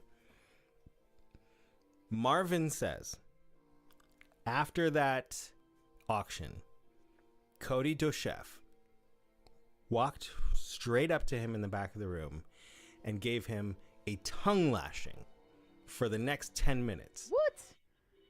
Just chewed him out, said horrible things to him, called him horrible names for beating him at this auction, and just basically lit into him, and Marvin will never forget it.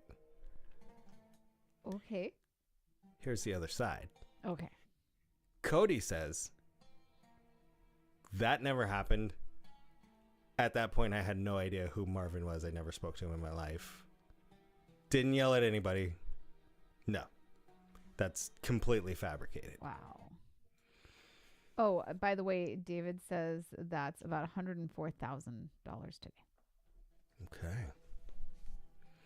Well, Marvin came away with this $104,000 property as of today and started his muffler shop and was doing great work. And it was very successful right off the bat until he got a visit from the city and code compliance. They Cody said, and the code compliance. I don't think Cody was not on the city council. City council comes into play. Cody's not on city council, but he's been in Granby for a lot longer than Marvin has. Okay. So code compliance comes over and says, "Wow, you're doing really great here. In this shop right outside of town. We happen to notice you're not hooked into the sewer line or the water line. And if you're going to have a business, you kind of have to do that." Okay. I mean, that's fair. And so Marvin's like, oh, Marv. He's like, okay, how do I do that? Right. And they said, okay, so you have to like dig and make a line and tap into the city's sewer and water. It's through the next parcel of land, or it's under the next parcel of land, which at this point is not really, there's no owner. It's about 600 feet, which if you're listening is like 2 football fields. Right.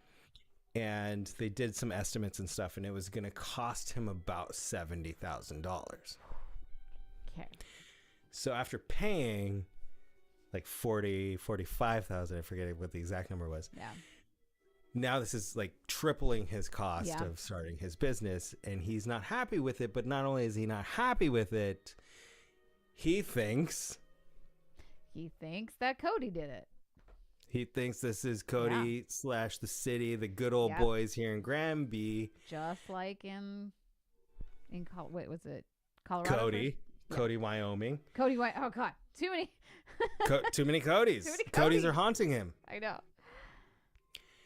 So he's immediately triggered, and he's like, I don't have that kind of money just to do that. To city council's credit, they were kind of cool, and they just like kind of looked the other way and didn't really enforce it. So time passes, his muffler shop's going well. Some rezoning happens eventually through the city, and the parcel of land that is right next to Marvin's comes up for sale. And who buys that? But Cody. Was it Cody's Concrete? Cody's Concrete. Okay, because if that wasn't his business name, I'm going to be really disappointed. I don't think that was his business name. Cody. So many missed opportunities What's here. What's going on here? You guys are focusing on the wrong problems. So Cody wants to build his new concrete plant right next to Marvin's muffler shop property. And Marvin obviously is not okay with this. I'm going to take a step to the side and also mention, so aside from all of this drama that we've been discussing, Marvin's life is going really well. He met a gal at a bar. Her name is Trish. They're dating. They're having a great time. He takes her snowmobiling. He has a snowmobiling club that he goes snowmobiling with every Thursday. They all get together. They say he's the best. He's like the leader of the group. He does modifications on all of his friends' snowmobiles. Like, they all have like these amazing bumpers and diggers that he has added to their snowmobiles so they could like mow over trees while they're going through the mountains and stuff. Wow. And he's bringing custom stoves that he's making with his iron work, and he's like the center of this really tight-knit group of snowmobilers who love hanging out with him. His girlfriend loves hanging out with him. He's in touch with his family, his dad, all the time, and nobody like had any indication or idea that he was going through any stress or turmoil. And so while all of this is happening and eating away at him in his personal life, he's not showing it at all. So back to Cody and his cement plant. So this civil war kind of starts in city council meetings. I guess they meet like once a week, and Cody's getting I'm sorry, I'll rewind a second. Everybody was wondering what Marv looks like. Craig, show him the newspaper clipping. So this is an ad of Mr. Marvin Heemeyer from if Amanda can do it. Oh yeah, I just go ahead and just put it up, and then I'll from the paper when he had a muffler shop. Wait, what is this? There we go. I don't know. Oh, I think it's a sharing thing. Okay, we just couldn't see his face. Okay. This is so you can put a face to the name. Yeah. Sorry, I didn't share it earlier. I've just been kind of plowing through. And then if you want to share the next one, this is kind of like what he's looking like more this later on in life. So this is Marvin Heemeyer. Okay, so he's launched this. Thank you, Craig. And he looks kind of like your typical, yeah, if you're guy just around town. Online, he's your typical Coloradan, or South Dakotan, where he was born. So he starts this like civil war in City Hall, fighting the concrete plant from going in, and he goes on the radio. He gets a lot of people in town on his side. Like it's like a even battle of people pro the plant, people against the plant. And then at one point, for whatever reason, the local radio station was like, "Listen, we're not going to run your ads anymore. You're just spreading too much negativity. Like, we don't want to hear that." And Marvin's like, "Okay, whatever." So he goes to the paper, and the paper's like, "Yeah, we ran some of your ads, and we're not going to get involved in this city council fight anymore." So the radio's not running his ads anymore. The paper tells him he's not going to run these ads anymore. Eventually, 5 weeks into this battle, Cody Dochef wins and gets the property to build his Cody's Concrete, it should have been called. Well, Marvin is then forced to watch as all of this construction starts. He actually ends up filing appeals, and while the appeals are still happening, Cody's already building. Cody's building the shop, and Marvin takes that as like a personal attack. Yeah, I get that. That seems kind of... If you're in the middle of litigation, I get like, maybe you shouldn't, but I don't know what the legality is there. So. Yeah, and it all just goes into this whole like, well, the city's not going to do anything because they're all the good old boys just plotting against me. And so finally everything goes through and he's legit. The plant's already built, and now they're working side by side. And there's the concrete shop, there's the muffler shop. it seems like everything might be okay. Okay. But then one day, Marv gets a visit from code compliance and says, hey, remember how we asked you to tap into the sewage and the water? You haven't done that. Why not? And Marv's like, oh, God. Okay, what do I need to do? And they said, you need to run the line, just like we told you when we told you. Mm-hmm. But now, guess who owns the property No. that he had to run the line under? So he goes to Cody and he says, hey, I need to run some lines under your property. Is that cool? And Cody's like, Absolutely not. No, dude. Did it have to go? I guess it had to go through his property. There was no way around it. Yeah, it was just like the way that it was situated. The one way there was under that parcel of land that was right next to him. So, the city's like, it's fine. You don't have to. We're just gonna start charging you $100 a day. Oh. As long as it's not all set up. And that was the 1990s money. That was 90s money. Oh, yeah. God. So finally, Marv's like, he's at the end of his rope, and he's just he feels like the whole city's against him. It's worth just mentioning, like, one of the town families, one of the earliest families to settle in this town, they're called the Thompsons. There's 3 brothers, and 3 of them are on the city council. The dad was like one of the people who built the town. They run like an excavator company. Okay. That'll come in later. But so the Thompsons and Cody were like Marv's biggest nemesis. And so Marv has a really hard time at this point because he realizes, super funny story. So I'm so sorry. I'm like all over the place. But no, it's fine. At this point, Marv goes to Cody and he says, all right, you know what? I will sell you my muffler shop property for $300,000. Whoa. Whoa. And, you know, he bought it for 40 Yeah. a few years earlier. And Cody says, okay, that would be great. I would love that. Thank you. Okay, I would have bargained here. Okay.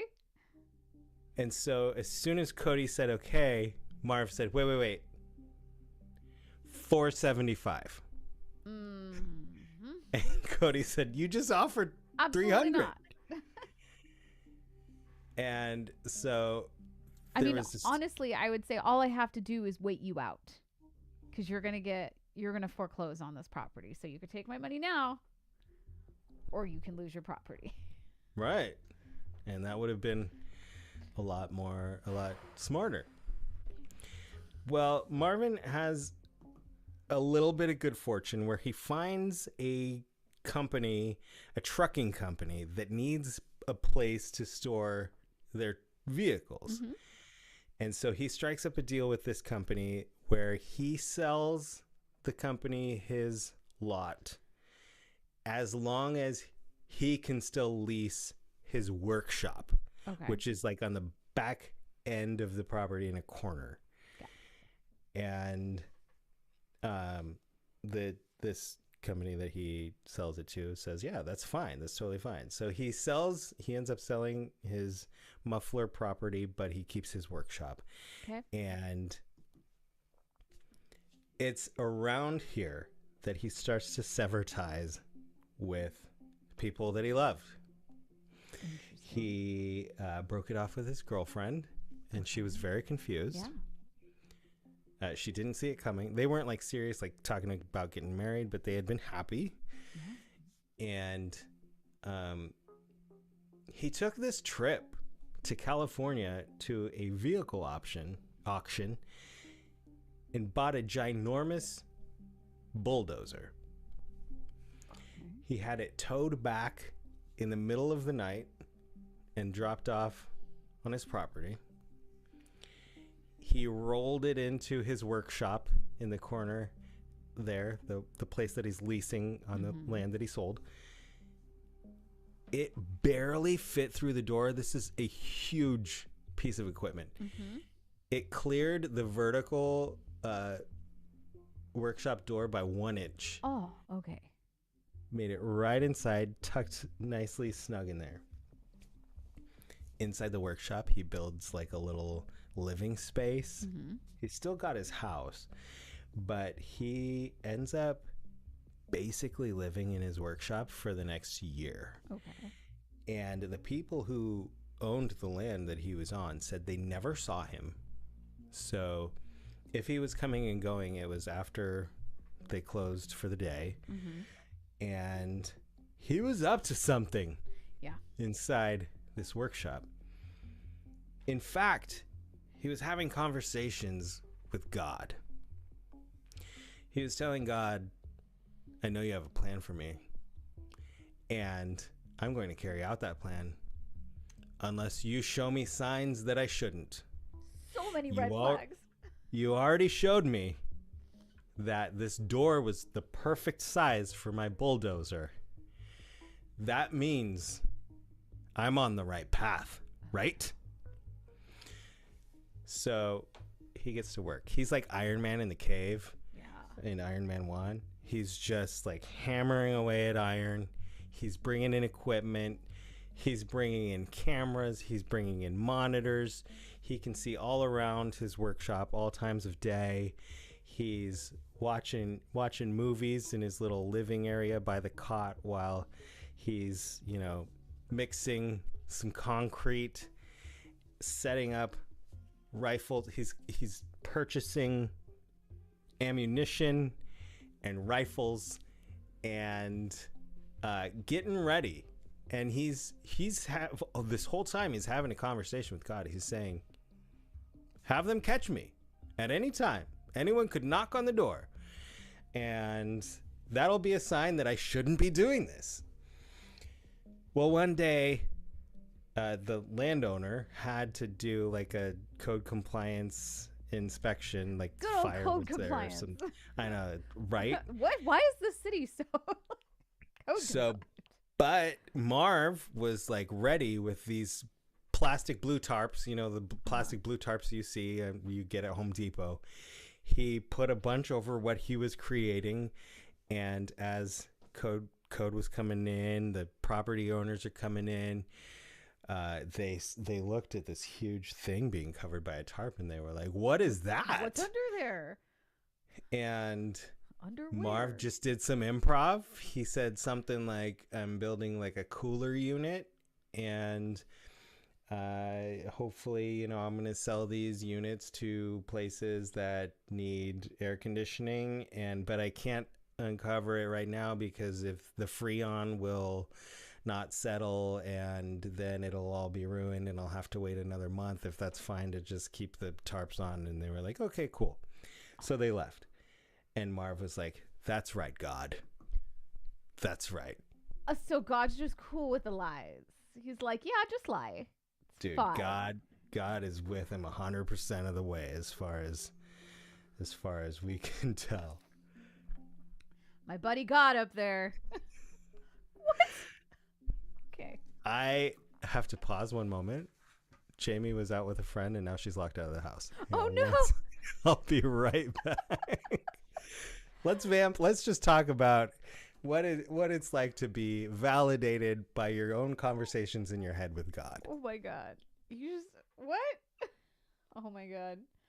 You guys, I don't even know what to say about this so far. Like, it started. Oh, here's Craig. Hi, Craig. Let me put you back up. This is actually kind of interesting because, when you think about it, it's like, okay, how is this going to set up? Yeah. I I was saying that, I was just about to say that, in the beginning, I was like, oh, there's this good guy, he was trying to make his life and got an unfair shake. And it's just like, wait, okay, this is getting a little weird. It's getting a little, whoa. It's what is it? The typical movie if you want to look at it like Yeah. that. The typical movie where, somebody comes in, they try to do the best thing for the town, and it doesn't work. It's definitely, no, we're keeping it the way it is. Doggone it. Yeah. So yeah, it's a very interesting story indeed, Paul, that you're telling us here about these big pieces of equipment. Let's say that. Did you hear anything about it in the news? I don't recall hearing anything. No, I don't. Yeah, I don't recognize this. I guess when it happened, it was an international story for a day, and then Reagan died, Oh. and then it just Oh, went that away. would kind of squash that story. Yeah. A little bit. Yeah. Wow. All right. Yeah. I can't wait to hear the rest of this I know. story. Bring it, Paul. All right. Okay. So let me see if I'm skipping over anything before we get to the dramatic conclusion. Our boy here. just lied and said God said it was cool. Yeah. So he sends all of his money to his dad and tells his dad to share it with his brothers and sisters, so his siblings. Like almost immediately after that, his father dies. Totally random. So he loses his father, who's been his closest family member his whole life. Okay. He goes in to get a crown at the dentist where his girlfriend works, and he basically says goodbye to her, and she's like, "You look good, you look happy." He's like, "Yeah, God's got some really big plans for me, and I'm super excited about it." This is totally a thing that happens when people are going to commit suicide. I know YouTube doesn't like that word, but probably Take their own lives. Yes. But that's the thing that happens. You always have to watch it, especially people with severe depression, things like that. That is a huge red flag. Yeah. Seeming super happy and just giving away your stuff. Yep. One thing that's super interesting that he starts to do is he takes an audio recorder and audio tapes and talks through all of this. Oh no. So you can totally find it after you listen to this episode. You can go to the YouTubes, and there's actually a really, really well done documentary on YouTube. Okay. It's called Tread, like the treads of a bulldozer. Oh. But they talk to all these people who were directly involved in this whole incident. It's very, very fascinating. And you hear his tapes, and you hear his voice, and you hear him talking through all this stuff. So he has created his own Iron Man armor, and he's ready now to go to war against his enemies with God in his corner. So one day, June 4th, 2004, in that workshop on that property, an engine fires up. And there, while the door of the structure was big enough to get this machine in, it is not big enough to let it out. So Marvin Heemeyer's bulldozer smashes through the wall and enters the world. And people can start to see what he has created. I believe it would be... Okay, first, Producer Craig, let's show everybody what the bulldozer that he purchased looked like. Oh my god, tenterhooks over here. Okay, it's a normal. Let me get this so we can see the whole. It is picture. ginormous, though. It's huge. Oh yeah, it's huge. But I mean, it's a bulldozer. It's a huge bulldozer, and there's Okay. actually huge claws in the back that you Okay. can tear down a wall with. Okay. Oh yeah. Okay, I can see that. So the thing that emerges from his workshop, this is kind of an 3D artist rendition of what it looked like, but it's the next slide. And what he has done is created basically a tank. Oh my God. And so he armored this bulldozer with iron sheets of metal sheets, and between these sheets he laid concrete. So it's bulletproof. It's a bulletproof structure, and he made gun ports out the side, but he sealed himself in before he started driving away, so there's literally no way he could get out or anybody could get in. He outfitted the outside with cameras. That's the only way he can see. He's got literal like box TVs inside there because it was 2004, not flat screen paneled monitors, but he has box TVs inside there, and cameras are all around, and he literally like rigged it with fans so that while he was destroying stuff, he could blow stuff away from the cameras and still have vision. Like, he put this thing together with amazing skill, and this is diabolical. Diabolical design. Oh my God. All right. I also just have to say, I don't know if he did or not, but it would also be diabolical. Is this concrete from Cody's Concrete? Like, where else would he have gotten it? Oh my God. I thought about that, but then I thought, like, then he'd be paying Cody for the concrete, so I didn't think he would. Yeah, I don't know. Yeah. So this blasts out of his structure, so that his workshop becomes the first casualty building of his rampage. People across the way now, across the street, Cody's concrete plant, hear the noise, and they're like, "What is that?" So they come out. Cody comes out as well, and he just sees this thing rolling down the way, and Cody knows immediately. This is Marvin. He's about to destroy my shop. But Cody thinks he's remote controlling it. So he thinks it's basically a drone that Marvin's controlling. And so his first thought is, somebody get me a gun. And somebody that was working on the plant just hands him a gun and says, "Careful, it's loaded." And Cody's like, "Well, yeah, thanks." So he starts shooting at the tank, the bulldozer. It would later be called a killdozer. Oh. Okay. To no effect. Like, bullets are just like, what? I mean, that's, what are you doing? So it's getting closer and closer to Cody's concrete plant, and Cody, you gotta run. He's got some of his employees pick up this metal rod that was like half an inch across, and he's like, "Run it through the treads," and they do, and it's just like a toothpick, and it just snaps, and they're like, "Yeah, okay, what was that supposed to do?" So Cody's like, "All right, get one of our bulldozers and stop it." So it's still rolling, and they bring, I think it was like a forklift up, and they try to lift the treads off the ground, and Marvin's bulldozer was like, "No, dude, stop it." And so Marvin just goes into starts dozing Cody's plant. And Cody's like, "What the hell?" People start trying to climb up the back of it, and there's like reports that like it's all like Vaselined, like so people can't climb up and get on it.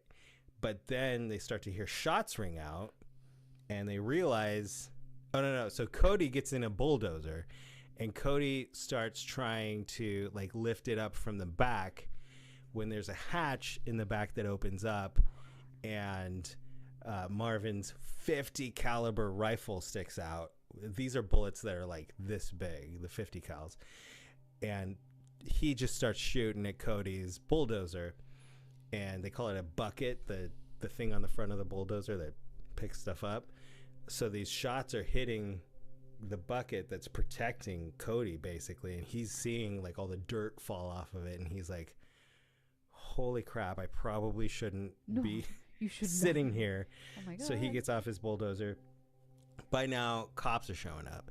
So a police officer shows up with a shotgun, tries a shotgun on the bulldozer. It's not going to work. So Marvin's basically just leveling this concrete, at least the structure in the concrete plant. And now some highway patrol officers have showed up, and they like took cover behind these concrete, like 3-foot tall barriers, you know, like along the side of the freeway. Sometimes you'll see these movable things. And so they start shooting at it, at the bulldozer from where they are, and Marvin just hits reverse and goes like through. They run, but he goes through these things and just demolishes them. And everybody's just like, how are we gonna stop this thing? So the police chief gets on the radio and is like, to dispatch, he's like, can we get National Guard? Can we get helicopters? Like, I don't know how we're gonna stop this bulldozer. And that's when Marvin stopped demolishing the concrete plant, No. turned the wheel, and started heading to town. Oh my god. So now, moving at the fast pace of like 5 miles an hour max. Okay, but everybody needs to evacuate this whole town. Just get out. Everybody's watching it as it just starts to slowly. I can't imagine that feeling, just watching it slowly go toward town. So yeah, they get on the radio. They say evacuate town. So they had searched because Cody Doshev put out, like, it's being remote controlled. Like, he told officers that. Officers had been looking, like, where places where he could be. Like, they checked this hilltop, they checked this. So they're spreading resources looking for him, not realizing he was in the thing. So, but they're starting to evacuate, and now they're starting to catch on, and they're starting to think, who are Marvin's enemies? Send out notifications. So it gets to town, and the first place it goes is town hall. Yeah, saw that. Where all those city council meetings were held. Leveled. He takes his bulldozer to it and just levels town hall. Next, he turns and goes to the former mayor's house and levels that. And now he's just going like in order of what's where in the city. And so law enforcement is just like trying to figure out where, you know, where's the closest place that Marvin had beef with. Let's get those evacuated next. And it all depended on like who was on city council, because some people were members of, like, some people were owners of stores, some people were members of the board of the library, and so everyone's just trying to put stuff together, like where is he headed next. And he ended up, after the mayor's house, heading toward the library, which was like scary because there was kids there on a field trip, so they were getting all the kids out, hearing gunshots. So officers end up, at the end of it, they ended up shooting like 2,000 rounds at this bulldozer, and none of it made any difference. But they get the kids out of the library. Marvin levels like half of the library because one of the members of the board was on the council. Then he turns and he goes to the news station that has refused to promote his fight against the concrete plant. He levels the news office. Okay. Then he goes over to the police station and takes out a wall of the police station. And next he heads over to so Cody had a main concrete plant that was different than the other concrete plant. Okay. And that concrete plant had huge tanks of gas that, if ignited, could level half the town. So Marvin heads that way, turns his bulldozer around, and gets back on his huge gun that's faced out the back and starts shooting at the gas tanks. And thank goodness, for whatever reason, like the angle of his bulldozer, the way that the rifle was coming out, the claws on the back were actually blocking the shots that would have hit those gas tanks. So he was unsuccessful there, but God said no to that one. Yeah. In the meantime, police reinforcements keep arriving. They're ordering National Guard. One of the guys that works for the city, like the city has bulldozers and stuff. Right. So somebody who works for the city rather heroically brought like the city's biggest piece of equipment out tried to pin him in. Okay. I mean, which is awesome, but I love the city that I work for. I wouldn't put my life on the line for it. But like Marvin's bulldozer just moves it to the side. Yeah, that's what I was thinking. It's more to me. It's going. More that it's not gonna work. Like they keep trying, like shooting it. And I'm like, why? Why even try once? Like it's not gonna work. Same with all these. They tried bulldozers already. Nothing worked. It's insane. So he sets his sights on one of the other city council members, like owns a hardware store. And so that's his next place. And he doesn't realize, here's his fatal flaw. He doesn't realize that there was a basement of the hardware store. Oh my God. As he starts to tear down one of the walls of the store, the tread falls off into the basement, so it's not on ground anymore, and he's stuck. And this is where Marv is and will remain, his bulldozer, his killdozer. So now he can't move, and law enforcement's like, what's next? He's obviously gonna pop out of here. So they start to strategize, where should we station people? Where should we have our guns aimed? Like, we haven't seen any doors. I totally skipped over this, but at one point, one of the sheriff's deputies like got on the bulldozer and tried to find an entry point anywhere, and there wasn't one. And he ended up, oh, thank you. There he is. Thank you, Craig. He's just like up there working around trying to figure out, how do I open this thing? He ended up actually sending like flashbangs down the exhaust pipe, and nothing stopped it. That's what I was actually thinking. I was like, can you send something in those gun holes? I guess they were too small for like a canister of something. Oh, yeah. But eventually that deputy ended up getting off safely. Was this while it was still moving that he got on it? Or was it... Yeah. And again, if you Google it later after you're done listening to this, if you look up video, like people were filming this, like helicopters were filming this as it was happening. And so they're setting up, just preparing for the next step. Like what happens next? And they hear a single gunshot. Yep. And they think, could that be it? By now, the rampage had lasted a little over 2 hours, so it was like 4 p.m. And they wanted to be safe, so they gave it time. Man, leave that guy in there for 2 weeks. Not touching that thing.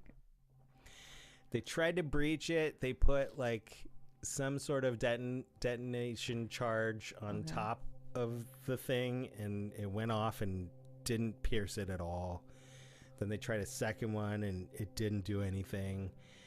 And the coroner was there, and the coroner was like, well, if that gunshot you heard wasn't him taking his life, I think the impact of those Right. charges probably would have taken his life. So it's probably safe. So they end up cutting through. It was like 3 o'clock in the morning by the time they got through, but they cut through both layers of the iron and the concrete and found him inside. He had put a bullet through his own brain, but not before. He thankfully didn't kill anybody, didn't Right. hurt anybody but himself. And he carried out his plans with the help of God, apparently, according to him. He did approximately $7 million of 2004 money worth of damage to the town. And I guess got his revenge against the people that he wanted to on his way out. I guess so. I guess he did. And this is a story of a welder, a snowmobiler, a friend, a veteran, a guy who bought a piece of land at auction, argued with City Hall, and eventually armored a bulldozer like a medieval knight and drove it through town. If this was a movie, you'd say the writer went too far, jumped the shark. You'd absolutely say no town would let this happen. But it happened because real life doesn't have an editor. It doesn't stop a scene and say, hey, maybe dial this back. And that's the scary part. Nothing supernatural happened. No curse, no demon, no sci-fi twist. Just paperwork, egos, grievances, and time. Lots of time. Enough time for frustration to turn into certainty. Enough time for this isn't fair to become this is destiny. Enough time for a man to stop asking, what are my options? And start asking, what am I justified in doing, Lord? Which brings us to tonight's very unofficial, very unscientific moral. If you ever find yourself thinking, everyone else is corrupt, I alone see the truth, and the solution involves heavy machinery, that's your cue to take a step back. Take a break. Maybe go snowboarding. Call your dad. Talk to literally anyone who isn't in your own head. Because here's the real stranger than fiction twist. This story isn't about a bulldozer.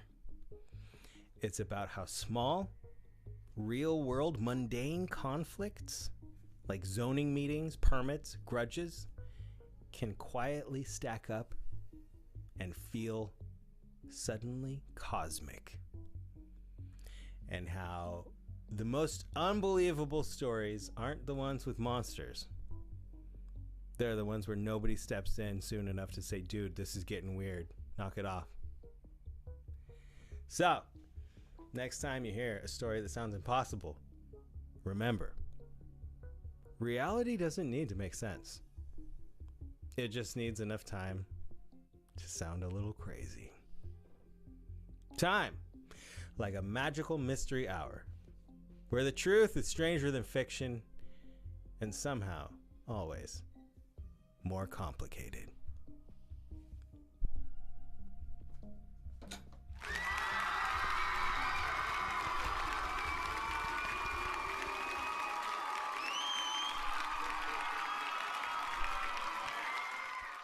That was excellent.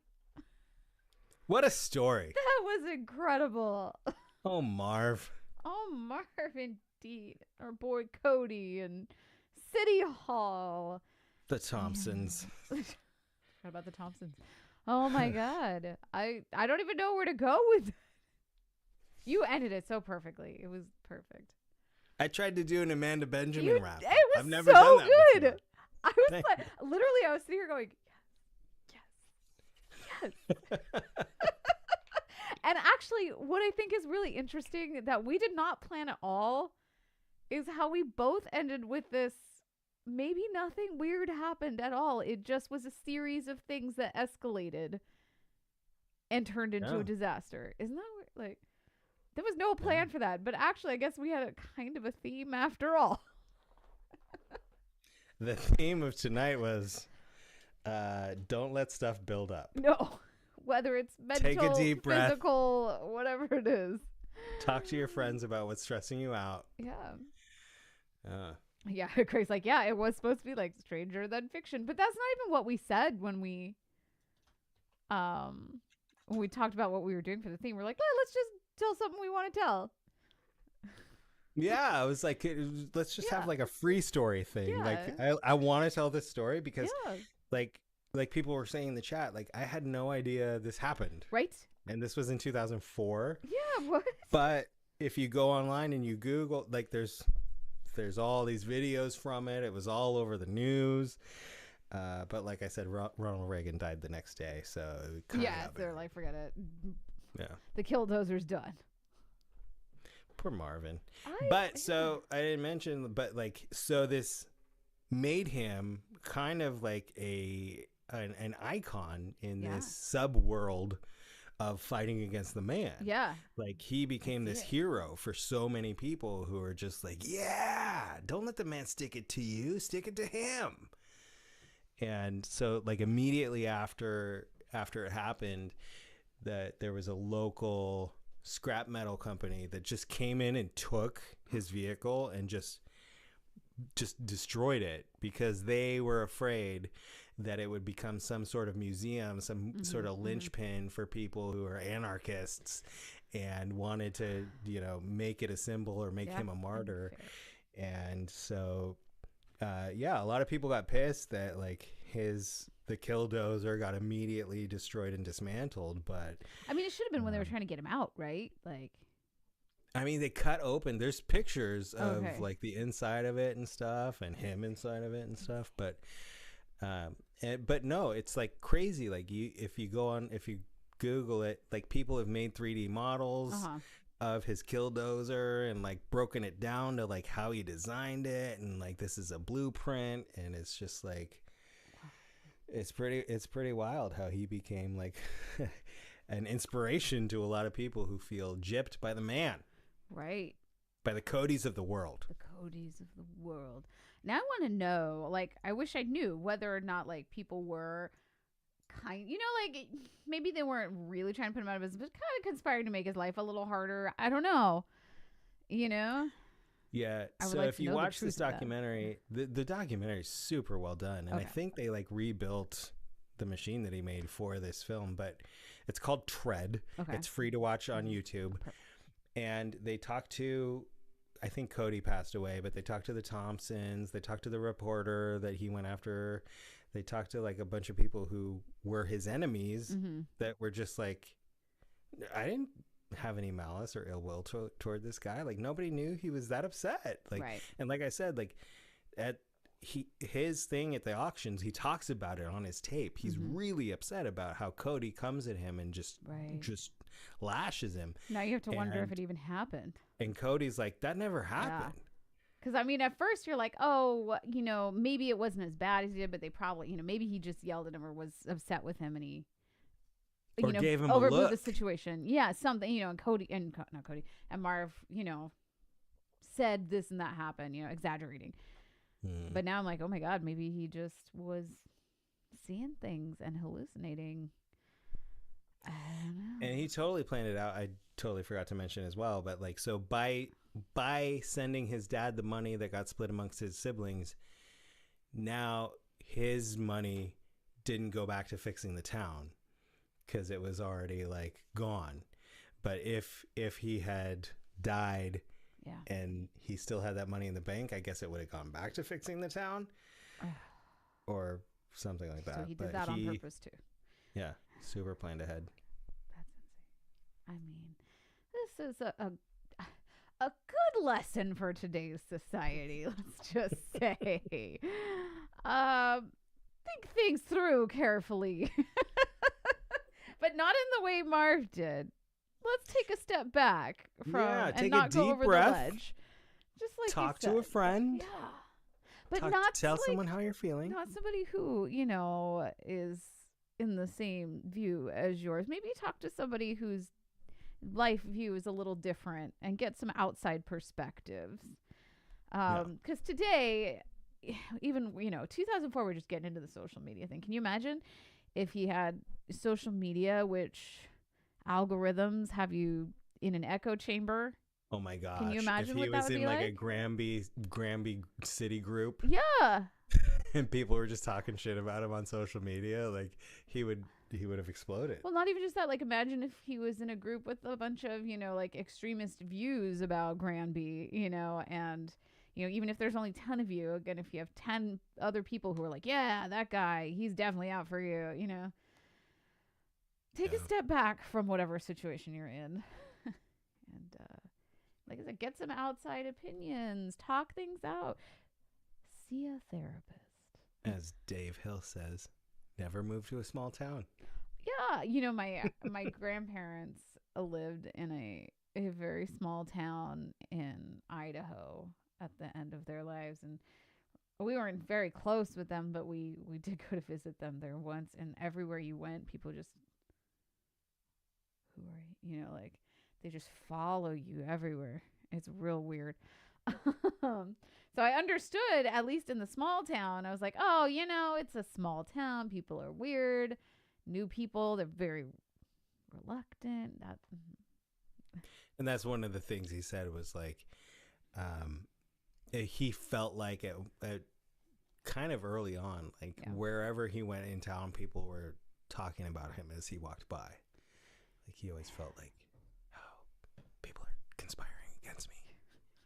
How small a town was that? The first one. And both of them, I wonder. I don't know. Huh. Small enough.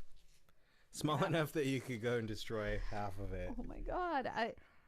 At least he was selective and he didn't destroy an entire town full of, people's houses. And he also didn't hurt anybody, because when I saw that there were gun holes and things, I was like, oh my God. I thought Cody was a goner. Yeah. I kept going, Cody, run! Cody! Stop trying to attack the tank and run!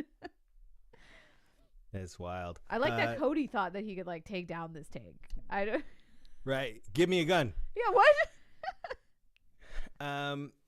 Craig, if you're still around, can you show one of the last pictures? I know I was so bad about saying share the picture, but, share the dozer after it's got a bunch of debris on it after knocking down some buildings. I think there's one or two pictures in there, but hang on just a second. Yeah. Craig's like, let me put down my popcorn. I know. You totally forgot I was here to share pictures with you guys. Okay, hang on. Here we go. Here's that final picture. Okay. Oh my God. You can see the debris on the top and slightly mangled on the side there. Oh. Yeah. Wow. That might be the side that fell into the basement. I think that's the side that fell into the basement. But yeah, that was after they'd finally breached it. But just seeing all the debris on top makes you think how deep it had to go into the building to get that debris on the hood. Yeah. Wow. Well. Wow. Oh, look. I love when David does the stuff for me. He says, Cody, Wyoming has about 10,000 people. This probably currently is my guess. And so that was the first town which he felt snubbed. Yeah, and then Granby has about 2,500 people. Much smaller. Wow. So it went from one small town to an even smaller town. Yeah. Wow. That's crazy. That was a story. That blows my mind. That's what happens when you're a really shallow person. Oh my God, so shallow. As nobody else understands where we're going with this, but that was wonderful. as we like to do with each episode, we're going to close with a duet. We are. But you justified it a different way when you brought it up. I did, because again, I didn't know what any of our, well, I mean, I knew what my story was going to be, but I didn't know what Paul's was going to be and how the show was going to really feel. But I had this idea. I was like, oh, we could do Shallow from A Star Is Born. And where I thought about this in the context of our typical shows is that, you know, we're leaving the shallow. The shallow is the normal, right? And we're diving out of the shallow and into the deep, right? So into the mystery, into the weird, into the different. And so that's where I was going with it. But I don't know, Paul, after the show, do you have a different feeling on it? I mean, your hikers were really shallow. They were like way up in the hemisphere, in the atmosphere.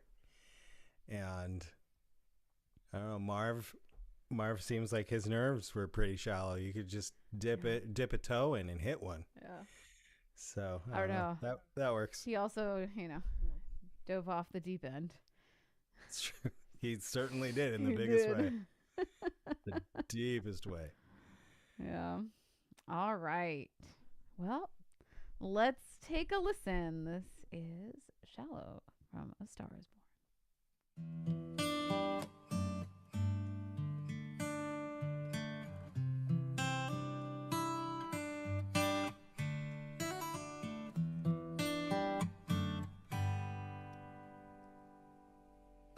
Tell me something, girl. Are you happy in this modern world? Or do you need more? Is there something else you're searching for? I'm falling. In all the good times I find myself longing for change. And in the bad times I fear myself.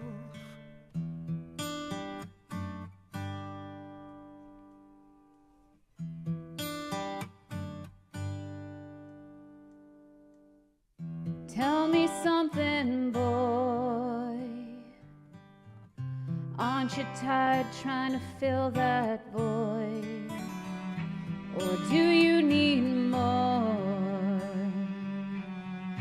Ain't it hard keeping it so hardcore? I'm falling. In all the good times I find myself longing for change. And in the bad times I fear myself. I'm off the deep end, watch as I dive in. I'll never meet the ground. Crash through the surface where they can't hurt us. We're far from the shallow now. In the shallow.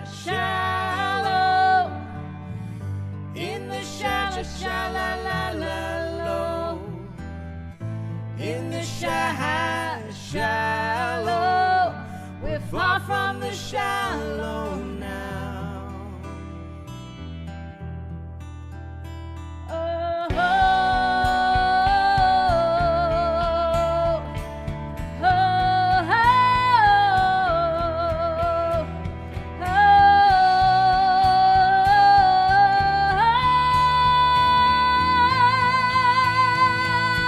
I'm off the deep end, watch as I dive in.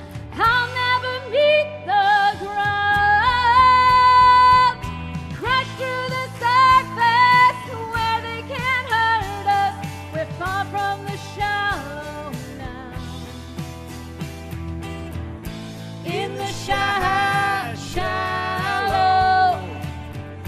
In the shallow, shallow. In the shallow, we're far from the shallow now.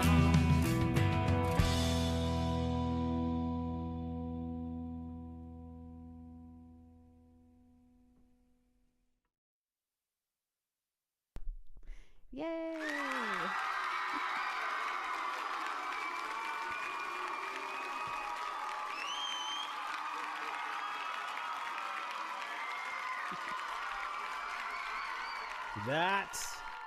That is one that the lady carries. So great job Such a good song. carrying that one. Thank you. Ah. When I first opened it, because a lot of times when we do these, Paul will play guitar, and I had it. Oh, I had it playing in my car, like through the speakers. So I had my phone on the dash, and so I wasn't looking at it. And I was like, "Whoa, Paul sounds just like the recording." What? And I looked, and I was like, "Oh." Oh, it was the recording. I was convinced. I was like, "Man, Paul's getting real like." Beat your heart out, You Bradley need to Cooper. go. Yeah, I was like, you need to go start recording stuff. But yeah, maybe. I mean, we should try and make our own acoustic version. Right? Yes, it'd be very cool. I just, we have this conversation off air, but I can play chords. I'm just not good at like those lines of. Right, the movement, melody. like you're good at like the finger picking. Like I do some finger picking patterns, and I don't do that many. Like I think you do really nice finger picking, but yeah, getting like the melody and those like moving lines it's so hard. The Pierces are good at that stuff. Yeah, Mike's incredible. Like Nicole, he plays like the beautiful line, like it's so graceful when she plays it, and then Mike is just like. He can do anything. I'm like, all right, are you kidding me? Mike just goes for it. I'm like, okay. Miss the Pierces. I know. Oh my god. Have you seen their babies yet? Oh my god. Not in person. Oh, no. They're so cute. But oh man, we finally got another magical mystery hour. We've been saying it forever, but we got to get another deep cuts. Oh my god, I At some know. point. It's probably been about a year and a half, or at Probably. least 2 years, maybe. Yeah. Since the deep cuts, but What should our theme be for the next magical mystery hour? let's ask our listeners. Yeah. We should give us some ideas. What do you guys think? There's And we've done so many cool things. it's just and every time we do a cool thing, we're like, we should do these every month. We should. But I mean, no, what I is- mean like aliens every month. Oh, yeah. Ghosts every month. Sasquatch I every month. know. But, yeah. David said earlier, I forgot. He sent me a text and he said, you should do frightening airplane stories next, and you can call it Scaronautical Tales. I do a lot of flying. I don't know if I want to do that. I know. I was asking that too. I was like, I've done a few airplane ones now, and I don't like flying anyways. And I noticed, like, for some reason in my YouTube feed, the last week has been filled with Kobe Bryant and Amelia Earhart. No. And I'm like, that's weird. Oh, I don't like it. I don't know. Yeah, I definitely get like that claustrophobia, like and feeling. I forget what it's called when you feel trapped. There's like, because there's claustrophobia, which is small spaces, but like it's more like a can't escape feeling. And I definitely get those two things combined on a plane, and it's no, I can't do it. Yeah. So I mean I can, but I don't like it. So yes, but I don't know. Let's see if anybody had any ideas about what we should do. Jamie's saying you cut out. So we were just taking suggestions for the next mystery that we discuss, whether it's whatever kind of mystery, time travel, ghosts, aliens, Sasquatch, mountain creatures, Haunted objects. I've been talking about that true one crime. Oh yeah, haunted objects, haunted spaces, haunted houses, which we have done a bunch. But of course, I mean, there's always more. Always more. Always. They just might not be as cool. So Jamie's flexing. She recently went on a solo retreat to a wellness retreat, and did some astral meditations. What does that So mean? she's saying we should do some. Do you know astral travel? Like, yeah, like. Your soul coming out of your Yes. body and going somewhere and seeing Yes. stuff? Yes. So she did some meditations and she had some profound experiences. Okay. And that's it. That's a great suggestion. Like Okay. we each do some astral Oh. meditations. Maybe our Okay. friend Ethereal Jackie could help us. I wonder, yes. And then we like share our experiences on an episode. Yeah, That would be fun. that would be interesting. Also, Dave suggests unknown psychic phenomenon. Mm-hmm. Oh, God. How is it psychic if it's unknown? Only the psychic knows. No, like what I does don't- that mean? I don't know. Maybe unexplainable psychic phenomenon. I don't know. David says, what is the nature of time? Does it exist or is it a construct? No. It'll freak me out. I don't understand any of that. Like What is time really? Like, timelines, parallel universes, and I mean, sliding there's doors. a whole like, yeah. Somewherestory.com. Oh yeah, go to somewherestory.com. Yes, I mean, Yes. yes, do that. And yeah, I'm trying to think of what else we could talk about. There's so many really great topics we could talk about. I mean, we've done like, obviously cryptids, and there's like the shadow of skinwalkers. We've done pretty much anything you could do. I know. So, most of the stuff we'll just be revisiting. Yeah. But if anybody has any ideas, drop them in. We're going to be right leave a back with comment. another magical mystery hour within the next 4 weeks. We promise. We enjoy doing this so much, and Oh my gosh, we're- it's so much fun. we love and appreciate all of you for hanging out late with us, almost midnight here on the West Coast on a Thursday night, weeknight. And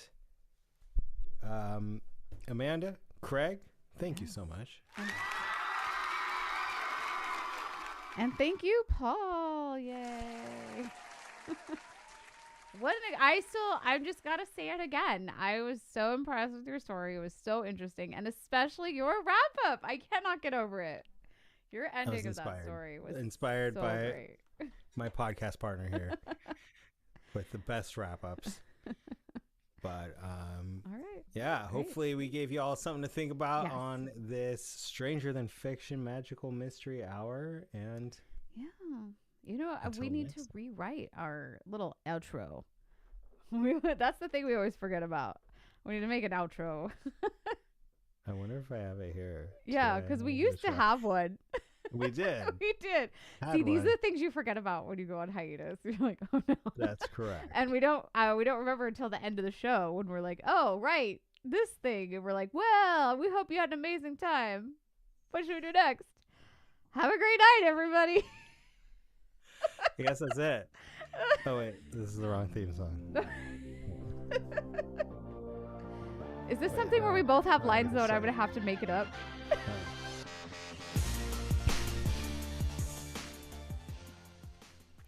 But we love you, everybody. Yeah. Thank you for hanging out, and we'll see you very soon. Yeah, we can't wait until the next mystery. Have a great night. Stay thirsty for mysteries, my friend. That was good. Well, good night. I'm gonna find our. There we go. Night, everybody.